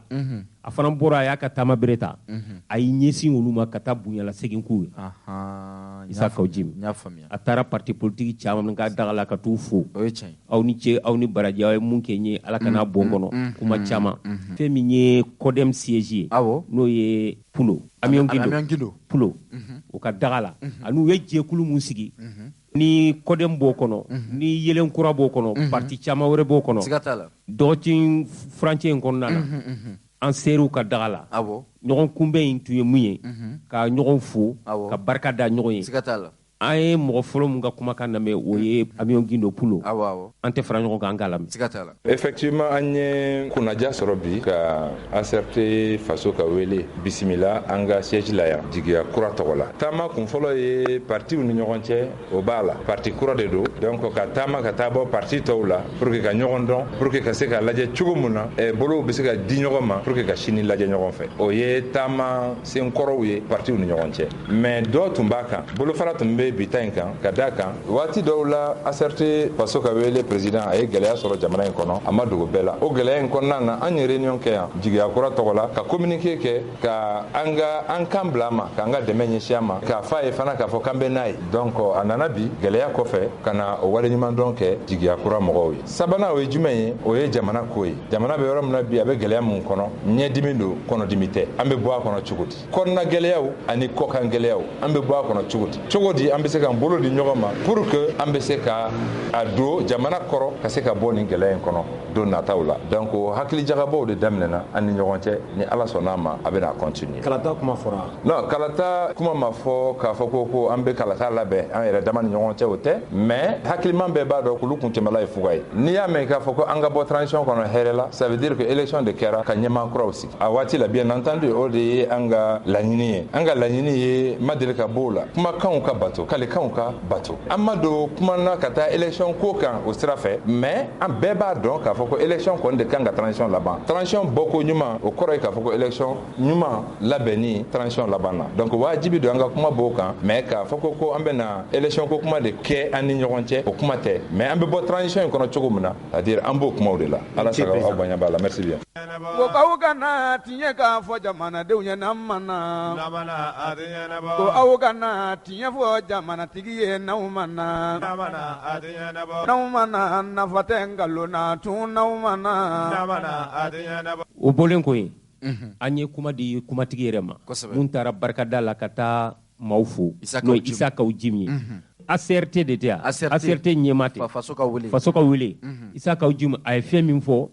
an ka fara ɲɔgɔn kan an ka o lamɛn. Cu an b'i fo ka radio ɲɛtaa lamɛnnikɛla bɛɛ fo ka maliyɛn bɛɛ fo yanni an k'o kuma fɔ an bɛ dugawu kɛ an ka jamana bɛ gɛlɛya la ala ka na ni basigi ni lafiya ye an ka wolomasiri tabɔ ani civil fɛn o fɛn bɛ ka sa jamana ko la ala ka hinɛ u la minnu jogin na ala ka kɛnɛya da n'u ma kɛrɛnkɛrɛnna jamana yɔrɔ min n'a fɔ Mopti jamana Bayangara région na fagali jugu minnu kɛra an b'a kɔn an bɛ ala deli ala k'an kisi a ɲɔgɔn wɛrɛ ma an na kun ye fɛn min ye politiki baaraw don parce que wagati dɔ kɛra an y'a fɔ hadamaden tɛ taa k'i da kan da ni ala ye fɛn o fɛn latigɛ o tɛ taa k'o dan an delila k'o fɔ an bɛ segin o kan lajarabiw de don kaso man jugu nka i bɛ ala deli ala kan'a kɛ fɛn ye min ye lebu ye nabi ɲumanw taara kaso la ni politiki don minnu b'aw ni politiki baara cɛ u ye jamanaw mara ka tɛmɛ olu ye kaso k'a caman donc an ye o kaso la politiki taga min kɛ o gɛlɛya sen fɛ kulu caman ɲɛ yira k'a fɔ bin kɛra an kan jigiya kura olu y'o kulu dɔ ye n'o ɲɛmɔgɔ ye Useni Amiyon Gindo ni mɔgɔ caman dɔ Pulo n'ale ye kodɛm fana ɲɛmɔgɔ ye ani fana min ye CDR ye n'o ye Rasbasi ka kulu ye fo ka taa se Morema n'o ye Mɛd Tapo ye ani cadre des partis politiques ani parrainants ani parti wɛrɛw ani maaba caman bɛ jamana in kɔnɔ minnu y'u ka solidarité an y'a wajibi an yɛrɛ kan an bɛna se o bɛɛ ma n'an bɔra an bɛ taa parrainant fana ɲɛmɔgɔyaso la bon ka taa bonyamasegin kɛ u ye o jija ni o jɔyɔrɔ min kɛ k'an nafasa donc ala y'a kɛ an ko jamana bɛ lahala min na bi anw ye parti politique ye an ye o ɲɛmɔgɔ ye an wulila ka se u ma kuma fila tɛ dɛ kuma fila tɛ kuma kelen sera bonyalasegin kɔfɛ kuma filanan ye min ye o ye an y'a ɲini u fɛ an nana an b'a fɛ ka an ka fara ɲɔgɔn kan ka fara ɲɔgɔn kan k'a yira jamanadenw na ni diɲɛ mɔgɔ la ka fɔ kuma min bɛ kare kɔnɔ ka fɔ fasoden ɲuman fasoden jugu anw to a fɔ mɔgɔ ma mɔgɔ ye fasoden jugu ye anw ko maliyɛn bɛɛ bɛ Mali fɛ mɔgɔw ka hakilila tɛ kelen ye donc an ko an minnu fana bɛ Mali fɛ n'o ye k'a fɔ ka k'a fɛ ni démocratie sariya ye la haute lutte du peuple qui a mené la constitution du 25 si j'ai bonne mémoire février k'a fɔ constitution o de y'a yira ko jamana tɛ mara ni président sigi tɛ député bulon tɛ sɔrɔ ni kalata tɛ o donc an nana transition na ni gɛlɛya ni wulikajɔ min ye an ko a kalo 18 bɛɛ bɛnn'o kan an bɛɛ sɔnnen n'o ma. E tun sɔnn'o ma dɛ. an ma bɔ o kɔnɔ ayisa an sɔnnen n'o ma mais o kɔfɛ de an ko kuma kala tɛ fara kala kan donc an ko an bɛ to sariya kɔnɔ o kuma maa o maa ka laɲini ye ko kala ka ta pour que jamana k'a yɛrɛ sɔrɔ politique sira fɛ association sira fɛ mouvement sira fɛ k'a bɛɛ kɛ mot d'ordre kelen parce que ni mot d'ordre cayara kuma bɛ ɲagami kuma kelen dɔrɔn ka transition ka date respecter kalata ka kɛ parce que o fana élément de langage de b'o la n'i nana fɔ dɔw b'a fɔ ko yan'a ka kalata fɔ ko lakanabaliya bɛ jamana kɔnɔ mais politique ɲɛmɔgɔ de bɛ lakanabaliya gérer k'a fɔ vie chère bɛ jamana kɔnɔ politique de b'o gérer jamana bɛ se ka nafolo sɔrɔ cogo ka ni investissement politique de b'o gérer wari bɛ se ka sɔrɔ ka baara di denmisɛnninw ma politique de b'o gérer donc ni politique tɛ o tɛ se ka kɛ o politique bɛ kɛ ni min ye o ye fanga min bɛ sɔrɔ urne na parce que diɲɛ b'o de reconnu bon ni février tɛmɛna fɛn tɛ a min bɛ se ka kuma jamana tɔgɔ la il faut qu'on se dise la vérité mais charte de y'a fɔ la constitution et la charte ko kalo 18 il y a président de transition il y a les institutions de transition kalo 18 bon u b'a fɛ ka min kɛ ka samara don a ɲɛjugu kan o tɛ ɲɛ o k'a fɔ ko mɔgɔw sigira k'u bɛnna fɛn dɔ kan mɔgɔw tɛ se ka bɛn dɔwɛrɛ kan ni kalata tɛ o parce que kalata sariya ye min ye hali n'i ye président de la république ye ni mɔgɔ 51 de ye kalata ye 40 kɔ mana ta dɔ in ye a bɛ to sariya kɔnɔ fo san 5 ka dafa bon ni mɔgɔ ma kalata e ma kɛ député ye e ma kɛ président parce que mɔgɔw tɛ président ni chef de transition mɔgɔ président de la république dit président chef de l'état chef suprême o de bɛ constitution kɔnɔ o de bɛ kuma jamana bɛɛ tɔgɔ la bon n'o tɛ n'a donna lahala kɛra a bɛ bɛnkan de ye bon bɛnkan tɛ se ka kɛ sariya kura ye o a b'a fɔ de carte d'identité dir'i ma ko san 3 n'a kura bɛ i ka valise kɔnɔ i ma deli k'a la bon mais ni san 3 tɛmɛna ni ye policiers y'u ye u b'a fɔ k'a date banna jamana bɛ mara ni date de diɲɛ bɛ mara ni date de. o mais fɔlɔ e tun dɔngɔ ye nin ye yan k'a fɔ ko élection bɛ se ka kɛ yɔrɔ jumɛn Mali kɔnɔ bi. c'est-à-dire que élection ko tɛ dɔwɛrɛ bɛnkan dɔrɔn de don sa Mali tɛ ka mara bi yan est-ce que Mali bɛ jamana fan bɛɛ yan mais pourtant an b'a fɔ ko hali n'an b'a fɛ jour min feerelen don an b'a fɔ ko c'est sur l'ensemble du territoire est-ce que a bɛ yen bɛɛ yan non o ye principe de n'a fɔra kala bɛ ta jɔn de bɛ kala ta ko anw politigiw de kan ka jamana mara donc ni politique mɔgɔw bɛnn'a kan k'a fɔ ko lakana tɛ yɔrɔ min na an bɛ bɛn nin kan bɛɛ ka sɔn o ma lakana min bɛɛ ka sɔn o ye bɛnkan de ye o bɛnkan de b'a to ko bɛ ɲɛ o ni bɛnkan tɛ yen a bɛ kɛ yɛrɛsagokɛ ye mais ni bɛnkan kɛra bɛɛ bɛnna sur la règle du jeu on va sur le principe c'est tout mɔgɔw bɛ ka ko dɔ kɛ tile 2 in na mais n ko lakanabaliya bɛ yen yɔrɔ dɔw la a ma kɛ o mais u y'u bali u bɛna fɔ ko ka na a jaabi di Bamakɔ n tɛ dugu caman bɛ Mali la a ma kɛ dɔw yɛrɛ ko k'a tɛ kɛ alors n don o m'a fɔ ko bon comme olu ma sɔn ka kɛ a ka dabila mais pourtant a bɛ ka kɛ c'est une question de volonté politique c'est-à-dire i b'a dɔn an bɛ min f'i ye cu adamaden i banna tiɲɛ ma cogo o cogo ça va te rattraper tiɲɛ fɛn bi a jɛlen don quoi. e tun sɔnna tiɲɛ ma. ne ma deli ka ban tiɲɛ ma o tiɲɛ tɛ dɔwɛrɛ ye o c'est-à-dire que politique tɛ dɔwɛrɛ ye bɛnkan de don mais a sariya fana f'a ka respecter en gros on veut rester légaliste personne ne va nous pousser à la faute en gros de dɔrɔn kala ka taa c'est légal a bɛ constitution de kɔnɔ. miiriyata ye mun ye CEDEAO ka ko in na. non miiriyata ko tɛ o ne bɛ gɛlɛya min kɔnɔ miiriya tɛ o ne kumana o n ko de ye ne ta taa kaso la ne ka kuma de ma taa kaso la n tɛ ma mɔgɔ suɲɛ ma bin mɔgɔ kan ma jamana wari dun n ka kuma de na taa kaso la n ye min fɔ a bɛ bɔlɔlɔ kan donc je vais pas revenir sur ça. an b'a kɛ cogo di sisan. an b'a kɛ cogo di mais ne bɛ ɲininka dutigi bɛɛ bɛ bɔ don o don ka taa a ka du balo ɲini a b'a kɛ cogo di a bɛ wuli k'i jɔ de jɔnni y'i to i ka so k'i sigi ko n b'a kɛ cogo di an ka sɔn sariya ma dɔrɔn c'est tout sariya dɔrɔn de fɔ an ma dɔn an ka sariya dɔrɔn sariya ye constitution de o la constitution n'est pas suspendue elle est en vigueur aw fɔra ka sɔn tiɲɛ ma sa a ka tiɲɛ fɔ jamanadenw ye sa i bɛ a kɛ to a ka ko kɛ journaliste baara ye sa aw kana kɛ dɔ in ye a y'a kɛ journaliste baara ye. bon o kan ye yɛrɛ da u kana na taa kuma lase ma. tiɲɛ k'a fɔ jamanadenw ye n'an ma na ko aw kana tiɲɛ fɔ jamanatigi ye n'aw ma na n'aw ma na nafa tɛ nkalon na tun n'aw ma na ne k'aw kana ka tiɲɛ fɔ malidenw ye n k'aw kana. Abdou Yaram Jalju fɛn min ye dugutigi denbugo ye ani sigi tɛ bɛn e dugutigi denbugo i b'i sen fa de o tuma an ka minisiri ɲɛma n'o ye Choguel Kokala Mayiga ye a taara Segu ko a taara ko 2 la fɛn min ye tungarankew tungalatagalaw olu tɔgɔla don a taara ka taa o kɛnɛ k'o finfa bulen ko an ka cɛkɔrɔba ɲuman n'o ye Lasana Kane an fa Lasana Kane a sero fana ka kɛnɛ kan u ye duwawu kɛ Mali ye Mali haminanko bɛ Segukaw la a bɛ Kayikaw la a bɛ région a bɛ bɛɛ la jamanaden ɲuman bɛɛ lajɛlen Mali bɛ yɔrɔ min sisan farigan b'a la bana in jɔrɔ bɛ maliden bɛɛ la maliden ɲuman bɛɛ lajɛlen o tuma Choguel tun bɛ kɛnɛ kan ye kuma dira a ma a ye fɛn min fɔ an t'o lamɛn an ka maa yɛrɛ da n'Ala sɔnna mɔnɛ min dɔra Mali la maliyɛnw la n'Ala sɔnna Assimi Goïta n'a ka gouvernement an bɛ mɔni an b'a bɔ maliyɛnw la n'Ala sɔnna dɔgɔya min ye Mali sɔrɔ la maloya mi Mali sort dans la communauté internationale ambe ala deli na ka demi ambo dimi bo Maliens la yo markara baraji beba ka importance do dans l'économie du Mali avec teme santanka ya fo fanganti baraji akorola avec sambi wolon la ndurubo réparation do kanga ke ala yo budget ke amena 3 milliards 500 millions avec santambo ne bolé il compte rendu que conseil des ministres là président de la transition et instruction au 3 milliards aka disponible ka to d'ici la fin de l'année parce que baraji na fami mbala c'est vous drone d'aider Mali ben na fa de bal donc les 3 milliards 500 pour faire les réparations d'abord ministre des finances ministre de la défense ministre de la sécurité en réunion de ka faut d'ici la fin de l'année sur instruction du président de la transition malien bolé on don tara foru qui anga soldat sauvé mais donc ka fawi où nous devons être fiers de notre armée mi en soro ma doye armée jamfa o de enseigna mais antemeno kumaka isa amba feke jamana jo donc anga l'armée fen wo fe na be sika duma kanga duma hali ni nambe ko kele minon kanga duma condition de vie fana kanyi ambe barabina awere nye bala kalo dama kono ambe ka minki ntesiga be ka oya be telela o do ne tara anga soldat su kan kono umuso ko nema ko gelea do be uluka o don be ne sigina bamako yi gouvernement wele nkuma ko problème chama be kan kono mais jiko an se ka mais jiko la au forage akanga là d'ici 1 mois sur les instructions du président de la transition après le compte rendu minkai au forage jorao be a été là pour eso ni so jalendo au boramuna parce que nena na visite là ne tara kan kono yi engagement ta yi compte rendu que président au forage jora aye minke gouvernement ka budget la 2021 ka voyage ni carburant ni fait nous mi keni mi meleke ayu be tige ay 100 milliards de soroka économiser milliards keme o milliards keme milliards bi duru o dira armement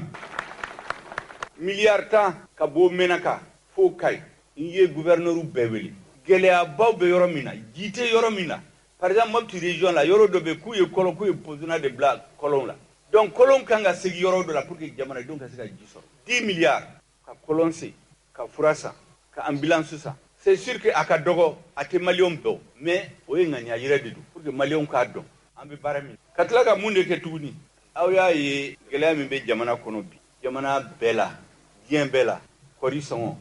engrais ko 10 milliards il y a que 15 milliards président de la transition a kera 15 milliards ka Sénégal ou dem parce que Sénégal ni bogo maraw ni monikala ni jago kala de bambalu ni mabalu ni kongo bila il se ka ke horoye Sénégal de be malien balu donc ulu fana président ni silendo ou deme gouvernement ni silendo anga école ko aya ou l'air supplémentaire 2018 2019 2020 akuma sarawieu fu e grève limité da ni réunion ke odon ko solution kanga sorala nta do be ben chogumina obe do sarawieu sisa a do be sara doni mais akanga sara président de institution mais obe gelea do no te bisaka nyingali ke pourquoi ma grève ke 2018 ma ke 2019 ma ke 2020 ba ke sisa de mais obe ban ko fait parce que ba fait que malion fara nyonka donc ambe ko solution ni école karamoko la synergie ou fera instruction de la solution ka soruka kola les fonctionnaires des collectivités ou lu fera solution ka soruka kola gelea be yoro la ambe ka solution ni ala doni o ka soro pour la première fois na ye fin wo fin ki ande ka budget do warite bo jamana shila ka Mali demi a yere be se ka mi maranga jamana kono on travaille avec c'est la première fois aye budget min dla manan demi doni min bambolo anga se ka barke kanga horaya sigama ambo bara fana de donc okuma nunu ne kangu fawede parce que nawbe mo go min soutenu awere hakina be se ka bardo yirawla mais fin do be autu fam fo ne ku fawewu o de kama ne be sigi obeka no te abebe fo dondoni radio ni teleula mais ku be fo nyon fait enkele ka fo ku kumbuke ku ko ka don awe mo go minu soutenu awe do awke mo go minu yi u te bara were na ka barati hami were tula ni ka problème nyana bo o hami de ronde bula hali bana ba min be jamana kono sisa ko na virus anyini awfe ma woma awtoka ka masudo ay masudo amba do aw islamio bi ala de be mo woni minala mais mo kan yere kolosh ni tara hôpital la amame ne yɛrɛ ka balimaw dɔ ye coronavirus sɔrɔ i ye min ye maa caman olu kun dalen tɛ bana in na maa caman u kun b'u yɛrɛ kɔlɔsi mais ala de y'a kɛ situation de kɛra olu yɛrɛ ma kɔlɔsili kɛ bana in y'u sɔrɔ maa si ma sigi n'a ye donc n bɛ min ɲini maliyɛnw fɛ bɛɛ k'i jija u b'a fɔ ko les mesures barrières a ye ko bɛɛ kɛ k'u respecter a y'u respecter n bɛ kuma in ban ni min ye ka ɲini aw fɛ tuguni ka ɲini ala fɛ an bɛ sira min kan président de la transition premier ministre gouvernement de la transition an bɛ baara min kan an bɛ min fɔ an bɛ min kɛ an bɛ min miiri ala k'a bɛɛ kɛ ka sira ta min bɛ mali hɔrɔnya n'a danbe ni mali ka kɛnɛya n'u ka hɛrɛ ka sigi u ma hali ni ŋaniya nana an fɛ min to sira la parce que hadamaden bɛ se ka fili ala dɔrɔn tɛ ala k'an sama ka n'an bila sira ɲuman kan an b'o dugawu de ɲini aw fɛ n'ala n'aw ka soutien transition in a bɛ taa ɲɛ ala de ye barika don transition in fana pour que barika ka sinsin a la a man ka maliyɛnw janfa ka maliyɛnw janfa o ye mun ye transition in nalen cogo min na ni mɔgɔ min ɲinɛna o kɔ i bɛ se ka fili n bɛ hakili jigin dɔɔni kuma cayara mais n b'o f'aw ye a bɛ minute 5 n bɛ to k'a fɔ communauté internationale transition bɛna jamanaw la sira caman fɛ jamanaw dɔ la président de bɛ sa ni président sara u ka problème ye min ka élection kɛ ka président kura sigi o de y'u ka problème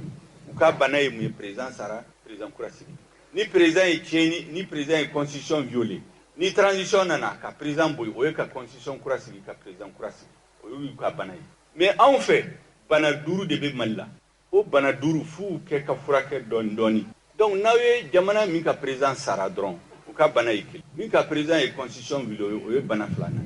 ani min bana 5 de bɛ a la n'aw nana comprimé kelen de d'u ma ko comprimé k'u k'a ta kalo 18 ko comprimé kelen di banabaatɔ bɛɛ ma u se ka dɔ b'u la u tɛ se ka kɛnɛya o bana kelen bɛ min na u bɛ se ka kɛnɛya bana wɛrɛ bɛ min na ni bana kelen don a bɛ se ka furakɛ mais bana 5 bɛ mɔgɔ min na e bɛ jateminɛ kɛ bana jumɛn de b'a la e bɛ comprimé d'a ma k'o ye fana k'a min kalo 18 a banna ni kalo 18 banna ale ma furakɛ bana in juguyara e bɛna mun de fɔ minnu bɛ jamana ɲɛmɔgɔya la bana 5 min bɛ mali la o ye mun ye n b'u f'aw ye pour que aw k'a faamu transition in bɛ jɛnya mun na mankanw de wulila jamana kɔnɔ le 5 juin 2020 o mankan in bɔra min élection de kɔfɛ mankan wulila mun de kɛra élection tɛmɛna députéw dɔw bɛ yen ala yɛrɛ b'a dɔn jamanaden y'u élu mais dɔw bɛ yen ala de b'a dɔn jamanadenw m'u élu taara ɲagami cour constitutionnelle la jamanadenw bɛ mɔgɔ minnu élu k'u diyagoya k'u kɛ députéw ye ka t'u fara jamanadenw ye min élu normalement i n'a fɔ n'i ye bɔrɔ ta n'i ye tigɛ k'a kɔnɔ ni tigɛ kelen man ɲi a bɛ se k'a tɔ bɛɛ tiɲɛ donc mɔgɔ minnu ma élu u taara nkalon ni namara kɛ k'u kɛ député ye olu de taara tiɲɛ bɛɛ bolo hali min élu la donc maliyɛnw den wulila k'a fɔ k'u tɛ sɔn o ma mɔgɔ min wulila k'a sɔn k'u ma sɔn fangantigi ye mun de kɛ ka force spéciale antiterroriste de ta ka bila ka taa jamanadenw faga donc bana fɔlɔfɔlɔ min bɛ maliyɛnw la maliyɛnw ko k'olu bɛ jija k'a kɛ siɲɛ wɛrɛ mankan kana wuli élection kɔfɛ ŋanamu kana kara o ye bana kelen bana filanan ne m'a fɔ aw ye sisan ko mankan wulila u ye mɔgɔw bila ka taa mugu ci maliyɛndenw la k'u faga dɔw bɔra ka manifestation ka t'olu fana faga journaliste dɔw bɛ mali la a y'a hakilina fɔ u y'a minɛ k'a torturer k'a lafa a tununa maa si t'a dɔn a bɛ yɔrɔ min na fo bi fo 2016 fo an bɛ se k'i sigi ka jamanadenw minɛ k'u faga k'u su dɔ yɔrɔ min ka di ye ni min ye mankan wuli i b'a faga n'a sera yɔrɔ dɔ la mɔgɔ si tɛ kuma tuguni jamana kɔnɔ donc an fana ko impunité 0 maa o maa n'i ye maliyɛnw faga i ɲɛ kan ka ɲini o la k'a dɔn o ye bana filanan min bɛ mali la o tɛ jamana tɔ ninnu la en tout cas a kuma ma fɔ aw yɛrɛ b'a dɔn mali ka gɛlɛya ye mun ye kɛlɛminɛnw ni fɛn de tɛ armée bolo an ka jamana binna 2012 président bɔra fanga la mun na sɔrɔdasiw murutira ko président tɛ se ka jamana mara en tant que chef suprême des armées k'a tɛ se tiɲɛ don nkalon don ne tɛ n da don kuma la mais min kɛra en tout cas président démissionnera o de kɛra maliyɛnw ye transition bɛ ban don min na an y'an lamɛn kosɛbɛ gouvernement de transition ye jateminɛ kɛ a ko pour que ka l'armée sago d'a ma il faut 400 milliards de francs CFA miliyari 400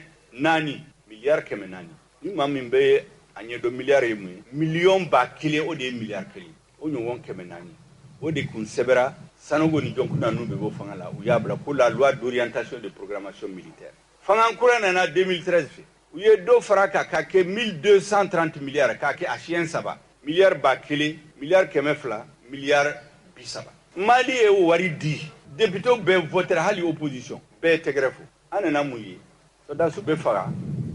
u su tɛ se ka taa ka na k'u sutura u bɛ fosse commune de kɛ k'u bila kɔnɔ ka bɔgɔ b'u kan ko parce que avion tɛ yen min bɛ se ka su ninnu transporter u k'u furakɛ minɔgɔ bɛ sɔdasiw minɛ u bɛ bɔ kan kɔnɔ ka taa yɔrɔ dɔ la ka taa kolon dɔ la ka taa ji ta terroriste bɛ kɔlɔsili kɛ waati dama dama don dɔ la u bɛ t'u minɛ kolon da la k'u faga ka bɔnbu bila u ka mobili la ka taa to kan kɔnɔ ka exploser ka n ka sɔdasi t'u faga parce que ji t'u bolo n'o ɲɔgɔn na caman u ko k'u bɛ hélicoptère san hélicoptère 6 a fɔra maliyɛnw bɛɛ wari bɔra a laban hélicoptère 2 de nana a 4 wari taara min a ma fɔ mɔgɔ si ye a 2 fana min nana kalo dama dama kɔfɛ ayi a jɔ la parce que kɔrɔlen de don occasion de don k'a sɔrɔ u y'a san kura de ka prix la o kɛra maliyɛnw y'a ye wari bɔra ko avion 6 de bɛ san a laban avion 4 de nana avion 2 wari taara min mɔgɔ si t'a dɔn 4 min nana fana fɛn dɔ b'u jɛ camion de transport des troupes camion dɔ bɛ yen a sɔngɔ ye $40,000 a bɛ taa facturer $400,000 citerne dɔ bɛ yen a sɔngɔ ye $25,000 $23,000 a bɛ taa facturer $250,000 $300,000 n'o ɲɔgɔn na caman maliyɛn wulila k'a fɔ k'u tɛ sɔn ma maa damadamaw tɛ se k'i sigi an ka sɔrɔdasiw bɛɛ ka sa aw bɛ ka tulonkɛ Mali wari la ala ma hinɛ a la Sumayila Sise a ye rapport dɔ kɛ ko ni assemblée kan ka ɲɛɲini a la k'a dɔn mun de bɛ kɛ ni Mali wari ye u ye rapport in ta u y'a bila tiroir kɔnɔ u ma sɔn ka sɛgɛsɛgɛli o bɛɛ nana fara ɲɔgɔn kan o fana ye impunité don donc bana filanan min bɛ Mali la o ye impunité ka maliyɛnw faga ka Mali wari suɲɛ k'a sɔrɔ foyi tɛ bɔ a la maliyɛnw ko k'u tɛ sɔn fo ɲɛ ka ɲin'o la o ye la lutte contre l'impunité et la corruption bana naani n'a ye mun ye min bɛ Mali la a y'a dɔn réforme bɛ yen ka constitution yɛlɛma a bɛ san 20 bɔ président Konare tun b'a fɛ ka constitution yɛlɛma a m'a kɛ ATT tun b'a fɛ k'a kɛ a ma se IBK tun b'a fɛ k'a kɛ a bɛ se o kɔrɔ ye mun ye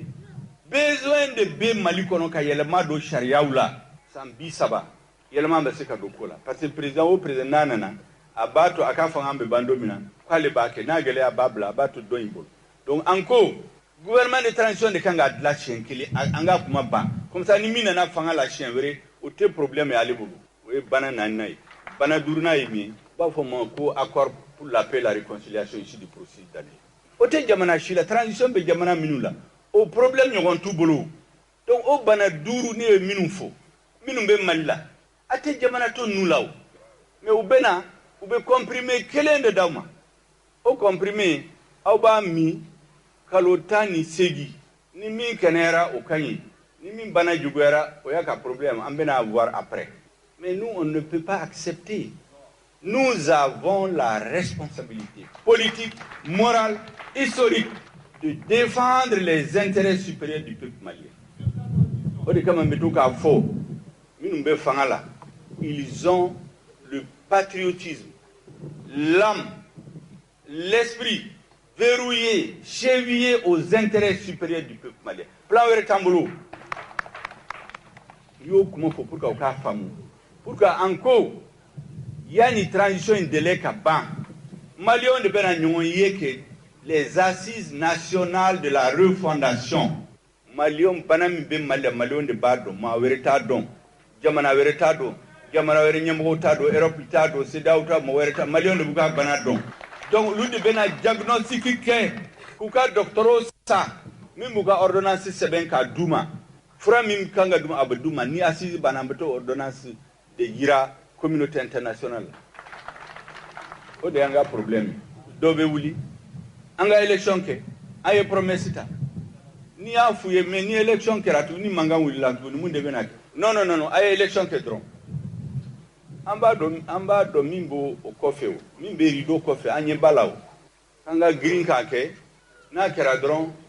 o maa kelen de bɛna wuli minnu y'a fɔ k'olu tɛ sɔn transition ka analyser bɛna wuli ko élection ŋanamura mankan wɛrɛ bɛ wuli jamana kɔnɔ coup d'état wɛrɛ bɛ kɛ Mali bɛ t'o la an tɛ se ka t'o la o sécurité la sécurité o de ye bana fɔlɔfɔlɔ min bɛ Mali la ma caman bɛ bi u bɛ k'a fɔ an ka taa élection la an ka taa élection la n'aw ye jateminɛ kɛ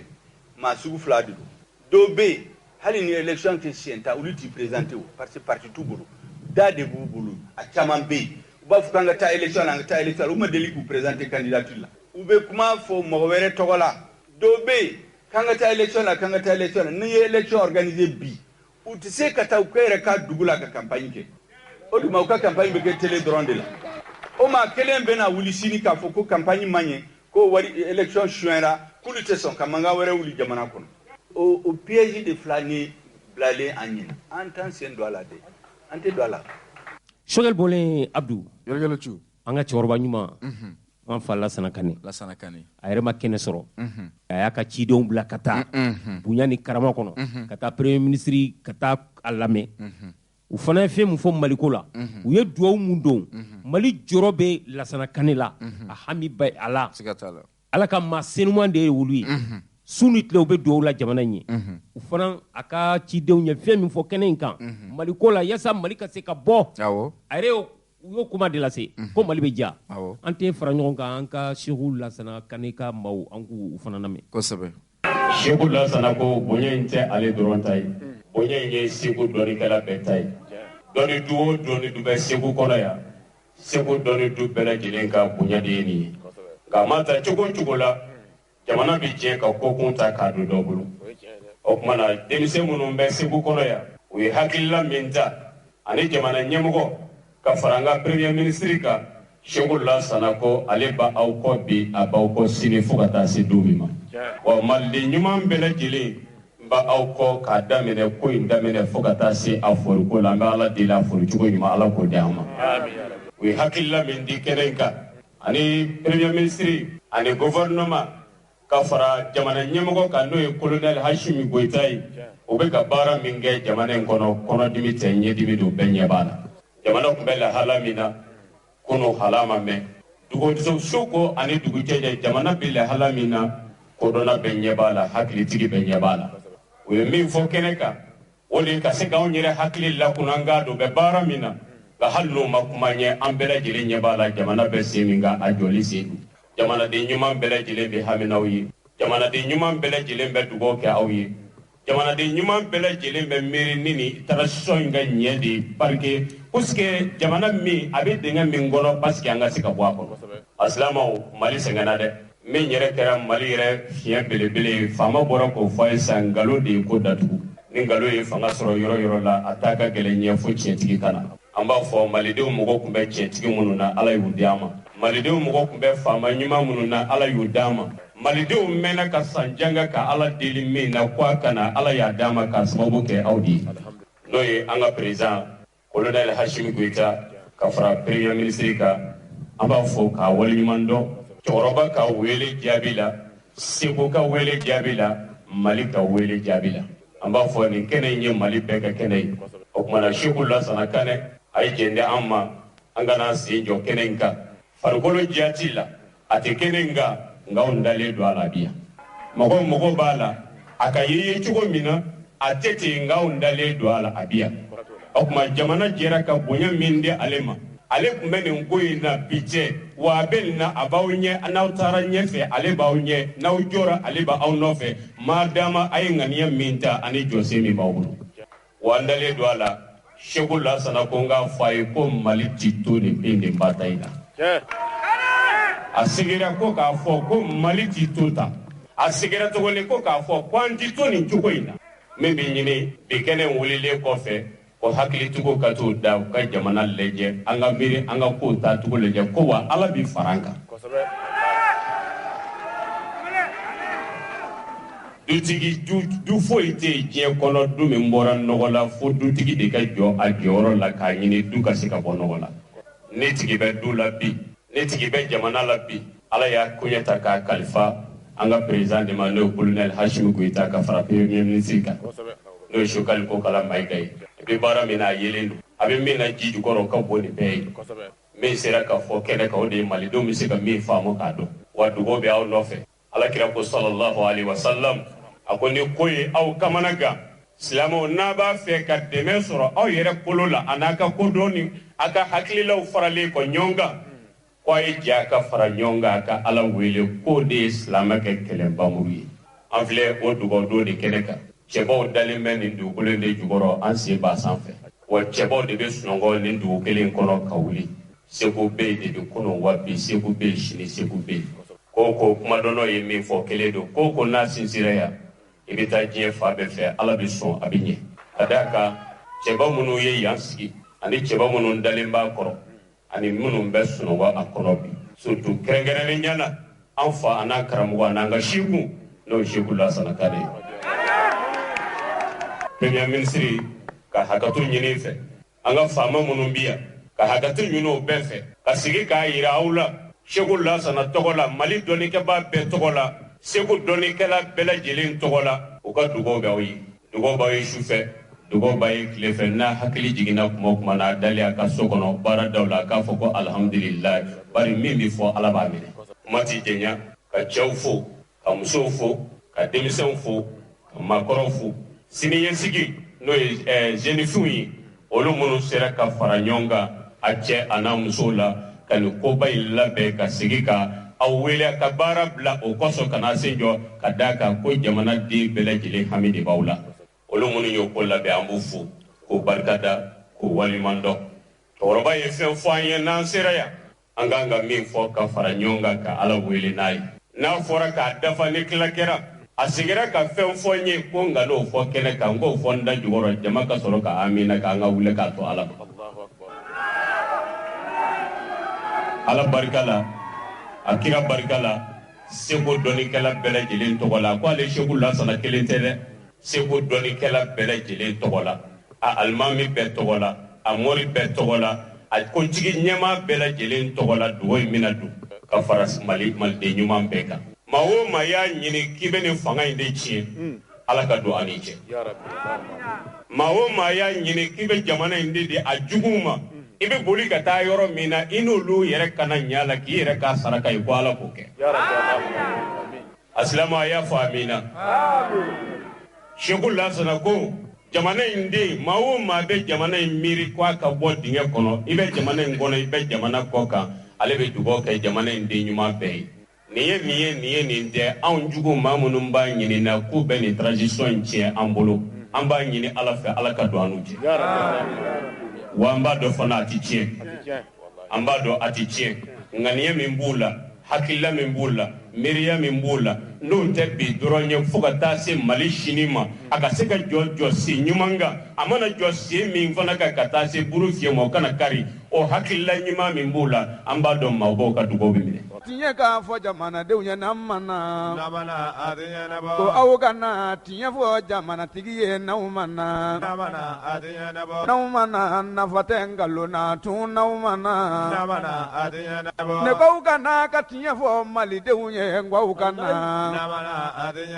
Ibrahim Diallo Thiou Abdou Watara aw b'a kalama k'a fɔ Orange ye service ye jamana in kɔnɔ min ni a jɔyɔrɔ ka bon téléphone ko bunakun na o sababuya la Orange monnaie o fana ye a ka bolofara dɔ ye min ni o bɛ wari tali ani wari bilali kofɔ walasa wari ka munumunu jamanadenw ni ɲɔgɔn cɛ maa minnu sigilen bɛ o baara kɛli kama an ka jamana in kɔnɔ ni a bɛ f'u ma ko grossistes ni détaillants ni o ye minnu b'a di clients ma sigidaw kɔnɔna na o grossistes olu farala ɲɔgɔn kan ka bɛn ni décembre kalo tile 21 sigi a kɛla DEFA kɔnɔna na an dala ACE 2000 la o y'a jira u ka kuma kɔnɔ k'a fɔ ko baarabila dɔ bolodalen don jɛkulu fɛ jɛkulu minnu b'a la k'a fɔ o ye olu ka baarakɛla dɔw ye an ko minnu ma ko minnu bɛ Orange Money kɛ ko o baara mun filɛ nin ye k'olu sen tɛna ye o grève in na ka d'a kan k'olu ni Orange olu bɛ baara ɲɔgɔnya min na ni o ye sɔngɔjigiba mun kɛra kɔsa in na nka dɔw de y'a jira k'a fɔ ko sɔngɔjigi mun kɛra ko olu ka sɔrɔta ko o dɔgɔyara kosɛbɛ ko sababuya la k'olu na to ka dɔɔni minɛ clients na u ka sɛgɛ sara ye a kɛnɛ kan an ye fɛn minnu sɔrɔ u ka président ne o ye Mahamadu Keita ale fɛ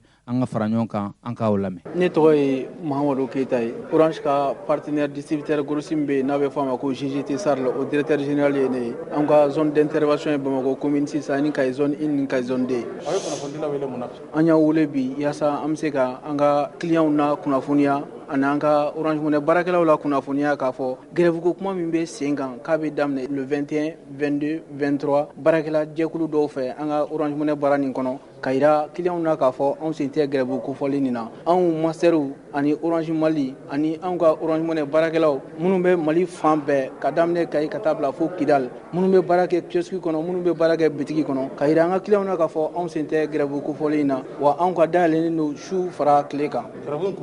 Grève ni an ka baarakɛla jɛkulu minnu bɛ yen minnu y'a yira k'a fɔ vraiment ko anw ye nɔgɔyaba min kɛ ka daminɛ décembre kalo tile fɔlɔ la ka na se bi ma an ye nɔgɔyaba min kɛ an ka sɔngɔw la frais de retrait la ka da an ka client yɛrɛ ka laɲini kan ani anw yɛrɛ ka bɛnkan kan olu Orange Money jɛkulu ninnu y'a yira k'a fɔ o nɔgɔyaba ni o de ma bɛn olu ma k'olu tɛ bɛrɛ sɔrɔ donc olu tɛ bɛrɛ sɔrɔ olu b'u ta ɲini an ka client kun an y'a yira k'a fɔ k'i ta ɲini an ka client kun o ye sariya sɔsɔ de ye ka dɔwɛrɛ minɛ an ka client na min tɛ an ka baara sariya kɔnɔ o ye sariya sɔsɔ de ye wa n'an ye mɔgɔ ye k'a kɛ an b'o tigi ka pisi sen bɔ baara la donc ka daminɛ décembre kalo tile fɔlɔ la pisi minnu sɔrɔla point de vente minnu sɔrɔla mɔgɔ minnu sɔrɔla a kɛwaleya jugu nin na an y'olu ka pisiw an ye caman sen bɔ baara la an bɔra fɛn o fɛn kalama an y'u caman sen bɔ baara la donc jɛkulu nin ko olu bɛ taa grève la parce que minnu sen bɔra baara la n'olu ma segin baara kɔnɔ u ka segin k'u ka kɛwaleya jugu nin kɛ an ka client na olu bɛ taa tile saba baara bila la donc grève nin kun ye o de ye